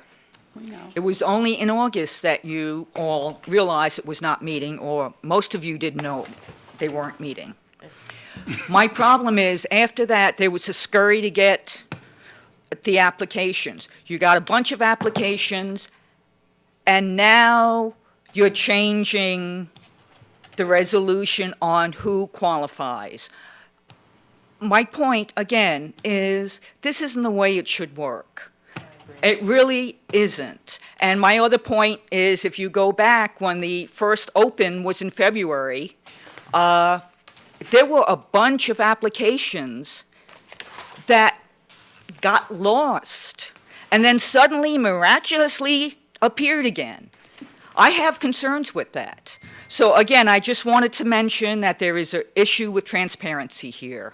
And as far as if you're going to be concerned about influence and finances, then maybe you ought to ask the people who apply to also give you their financial status so they financially can support. I'm being facetious, I'm sorry. We don't want to do that. I'm- Thanks, Lauren. I couldn't resist, I was kidding. All right. Thank you very much for this opportunity. You are right, though. Thank you for your comments. Please come forward, state your name for the record. Nathan Levinson. For the most part, it sounds like we're moving forward. We all miss the board itself. I hope Gene Peelan will return. I hope, Carol, I can't remember his name. She's on. I believe there should be more than one veterinarian on the board, because not every veterinarian sees eye to eye or have different things they like to say. You have the goatee. I can't remember. He's probably watching. I can't remember his name, but he was great. A lot of I have a lot of respect for. I believe the Humane Society, a lot of the players of the animals in Manatee County should have a seat on the board. Maybe the president of the Humane Society, maybe the Gulf Shore Animal League. For the most part, it sounds pretty good. The animal rescue community in general is very happy that Dr. Luke Berglund will not be back. There was definitely a conflict of interest before, especially a man who spoke and defended Petland before you. So we're very happy about that. A lot of it needs to be tweaked. Like I said, maybe definitely more than one veterinarian on the board. But it sounds like we're moving forward, and we're pretty happy with that. Thank you. Thank you. Anyone else who'd like to address the board on this issue? Okay, seeing no one come forward, I'm going to go ahead and close the public comment portion. Closing comments before we take action. Commissioner Whitmore. Oh, I was just going to move to adopt Resolution R15-165 with all the amendments that the lawyer concurred with and the language changes that we made. And maybe Rob will want to wrap that up in the motion, so Quanton Let me doesn't just put it kill on us. the record really clear. So the motion is to adopt the resolution with the exception that section 4B1 is amended to strike the words governmental or. And that section 4B3 will now read one licensed and actively practicing veterinarian who is not employed by, who during his or her term is not employed by or under contract with Manatee County. Well, That's my- okay, there was also discussion about the licensure remaining active while serving on the ASAB. Was that covered in that language? I said licensed, active licensed and license. actively practicing, so Good. certainly if you're actively practicing, you better Have have to be an active licensed. license. Yeah, that goes hand in hand with that. Active and licensed is the same thing. You're right. All right, is that clear? Yes, that's the intent of the motion of what Mickey and Rob just said. Rob, could you read that one more time for my edification and potentially that of the clerk? Yes, sir. Yes, sir. 1, licensed and actively practicing There you go. veterinarian That's got it covered. who, comma, during his or her term, comma, is not employed by or under contract with Manatee County. Fair enough. That simply leaves open the possibility that he or she may be actively practicing on the date of his or her appointment, but not necessarily actively practicing 3 years later, No, if I heard that correctly. you heard it wrong, I think. During their term. During their term. term. It's like my husband has a license, but he's not actively practicing, so he It's not- couldn't be served. It's not clear there what he's saying. Okay. You may say they can't. but- I'm going to ask for Rob to read it yet again. Jeez. If, yeah, please indulge us. We want to get this right. Yeah, we sure do. I think everybody would Amen. support that. Read it one more time, Rob. I'm actually moving the words around to address Mr. Palmer's observation. So it will now say, 1 veterinarian who, comma, during his or her term, comma, is licensed and actively practicing, comma, and who is not employed by or under contract with Manatee County. So by putting the his or her, during his or her term in front of licensed and actively practicing, it means you gotta do all that during your term. And that's my motion. Okay, we have a motion. Do we have a Who second? seconded it? Okay. All right, we have a motion and a How- second. This is how sausage is made. Under discussion. Do we want to discuss the 4 years versus 2-year term? No, I had looked at that too. I don't care. I thought 4 years was a long term. They may resign if they don't want it. I would respectfully suggest that anything less than 4 years, you're going to have a constantly revolving Learning curve. membership on this body. Yeah, yeah. Ms. Winden and I's discussion was twofold. Number one, a lot of the other boards and commissions, you do have 4-year terms, so it's fairly consistent Okay. with other county boards and commissions. And at some point, if you're not there that long, the knowledge that you build up through the years is, you're at the end of your 2-year term, and then you may or may not get reappointed just as you're becoming effective. I mean, you commissioners know sometimes it takes you a long time when you get elected to a new body to I'm get. in my year anniversary, yeah. I know. Yeah, and you're still learning, about different things, so that's why. It's Actually, that's a good point. Yeah. Okay. All right, we have a motion and a second. I just want to also say, there's nothing that precludes a veterinarian from serving in one of the other roles Right. as well. They could be a citizen that has written authorization to represent a Right. nonprofit organization and be a vet. That is correct. So there's nothing that precludes them from being in that position. Also, like any of our advisory boards, their discussions are open to the public. The public may appear, make their concerns known at these advisory boards, try to influence their votes, correct?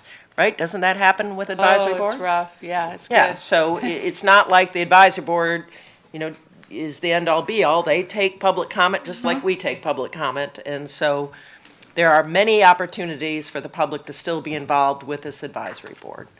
So we have a motion and a second. All those in favor signify by saying aye. Aye.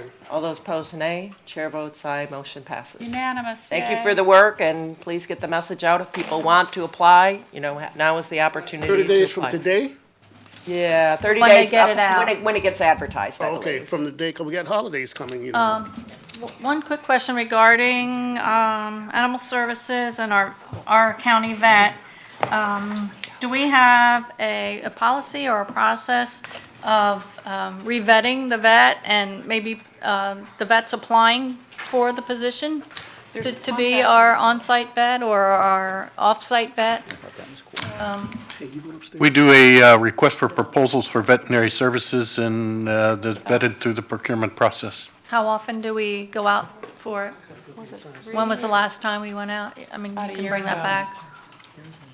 We'll have to check on it. I think it was a year I ago. don't know, The reason why but we'll let you know. Yeah, one of the reasons why I'm concerned about that is, nothing for or against Beach Vet. I'm just saying the location where he is in relationship to our facility is a long distance, especially in season. There might be a vet who's closer, and the travel time for our staff wouldn't be as long. And in all Good due, point. yeah, that's a good point. And in all due respect, when all this other stuff happened a few years ago with this dog, the veterinary community said there's no way that they would want to be the county vet at that time. So let's hope things get better. But, and quality of care, Can we come back? he has a good quality of care, so. We are not going to come back because we are going to lose our quorum. So if there is Is something. there anything else we have to vote on? You had, there's nothing else that we have to vote on. You have only information on the dashboard report. So if there's anything that has to be said for the good of the order, now is your opportunity. Otherwise, let's hold it until our next meeting. I just want to You vote to thank. change the quorum? Yeah, I just want to thank my commissioners for putting up with me for a month now with my husband being so sick. He's still in the hospital, but I want to thank everybody. It's been really hard, and I'm sorry I had to sit at home for 8 hours and watch the meeting on TV while he was in bed, but there's no way I was going to leave him alone, and I appreciate it. Now he's turned the corner. Hopefully, he may be out next week, but it's been really rough, and I haven't been on my game. I keep realizing I forgot to make a night meeting, and I apologize because that's not my style. So thank you for all your support. Everybody up here has said something to me, so I appreciate it. Okay, anybody else got to say something? I do have one thing I need to bring up to the board. There was a letter to the editor yesterday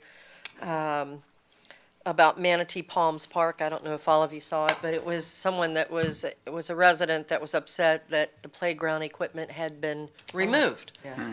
So I did meet with Charlie Hunsinger yesterday afternoon, and I just wanted to bring this up to the board so that you are aware of what is taking place, what has happened, and so forth. The equipment was removed because the parks employees couldn't keep it clean, couldn't keep it in working order. There was a lot of vandalism. I have some pictures here that was taking place. Where's Where's that Oh my park? God. Where's what? Where's that park? It is actually near Bennett Park, Tom Bennett Park. Oh. I'll go ahead and. I just So it is happen in to your have- district? Yes. Oh, I was trying to I figure just out. happen to have some copies there. If you look on the back, you will see a little bit of, that is not where they were taking, the picture is not where they were taking the equipment Thank you. down. I mean, that's how it was handled. It was vandalized. And it was happening on a regular basis. So because of the cost involved and the vandalism that just continued and the graffiti and so forth, the decision was made that right across the street, we had Tom Bennett Park, which of course had equipment there. So I just wanted to bring that up because I was sure that probably some of you had seen the letter to the editor yesterday, but that is the reason for it. I thought it was a good decision that was made, considering, the staff was spending quite a bit of time going out there almost on a daily basis trying to keep up the equipment. So thank you to staff for taking care of that and making the decision, Charlie. The other thing I wanted to bring up, there was also a letter to the editor yesterday, or day before, about John Marble Pool, because of an article that was written. And I just wanted to mention this quickly, because we do need to get going. There is more than one company that has showed interest in that pool. The problems are the cost. It is being looked at. Charlie and I also discussed that yesterday. As you know, we'd had in-depth conversation on this issue last year, and I believe even the year before, in trying to get this pool up and running for the whole year. We haven't been able to get that done yet because of the cost involved. Things are not always as they seem, even though I love the reporter that wrote the article. Things are not always as they seem. I'm not saying anything bad about the article per se, but, the staff is looking into that, trying to get good figures together. Eventually, yes, it will probably, if we ever get to the point that we can with the budget, it'll probably go out to RFP because there is more than one company that's interested in the pool and has been. This is not new. So just for the sake of the residents that might be watching this, we know the need is there. We've known the need was there. We're not turning our back on it. We want to eventually, sooner or later, hopefully sooner, get it so that it can possibly be open, which it will come back for the board to make that determination. And I just wanted the public to know that there's more than one company out there that's interested, has been interested, and we realize the importance of it, and we'll move forward and bring it to this board as soon as we feel that it's financially feasible. Thank you. That's all I have. Okay, Commissioner Chappie. Yeah, a couple quick things since we are going to do commission reports. The new air traffic control tower, they had a groundbreaking, and I don't know whether everybody realized how important that's going to be to our community. It's about a $15 million plus project, and the FAA will actually do some training here for their traffic control individuals that work there. I wanted to thank Carol. I know she was played a part with regards to Sergeant John Holmes and getting his name on the Veterans Memorial. Job well done there, Carol. The Minnesota Regional Water Supply Authority had their Water Alliance forum the other day, and the focus was on the value of water to our business community and the importance of an effective water supply and planning for our future. So that was always great. That was a great forum. I was not able to attend to the whole thing, but it's always interesting in the discussions. At our WCID meeting, we have a new director, Justin D. McBride. We're going to be setting up a time when he can come up here and do a WCIND 101. Several of you haven't been exposed to WCIND at all, and I think it's time. One of the regional things that WCIND is looking at is the disabled vessels and abandoned vessels and the removal of them. We're trying to look at that more as a regional for funding possibility opportunities. So that's being looked into. Sympathy on the Sand was unbelievably great for the third one. I also want to put my congratulations to the swearing in of the commissioners in the city of Anna Maria. It's the same slate. They were sworn in the other day. The city of Holmes Beach had theirs on Monday. Yesterday. And same members there with Pat Morton and Gene Palin and Carol Sistick. And then the city of Bradenton Beach, and their swearing in was also yesterday. And they have two new members, Ralph Cole and Jake Spooner, some young blood coming into the city. And then also the swearing in of Mayor Sharon. So, and I did get another report on short-term rentals and some of the issues and challenges. I think it's gonna get worse here in Manatee County, and we're going to have to start looking at that. So that's all I have. Okay, well, I turned everything off because I've got to go. It's Farm City Week at Kiwanis. I'm already extremely late. Oh, so you turned everything off? So I did, but I do want to thank Angel for being with us once again. Our Clerk of the court. Clerk of the court, who has spent time with us. We really enjoy having you here. Yvonne. What, you want me to say something about Yvonne? Yvonne will be I've already signed it. leaving us. Okay, well, she didn't want us to say anything, but Yvonne Tryon is leaving the county after, gosh, over 30 years. She's retired. So she is retiring. We wish her well. Don't go. She could write a book, Yeah, she's having been her 30 served times. in the commission office for, I don't know how long, gosh, at least 20-some years. Told me she plans to write a book. And she may, So so be everybody ready. beware. I've told her she should definitely write her book about her experience serving the commission, various commission boards over the years. And I worked with Yvonne eons ago in the planning department. She and I both worked there probably over 25 years ago. So Stories she could we will tell. miss her, and we hope that she's recovering from her recent operation. And we miss her, and I know I'm going to take that upstairs. So there you go, Yvonne. We talked about you anyways, even though you didn't want us the to. girl. All right, meeting All right. If there's no other further business, we are adjourned.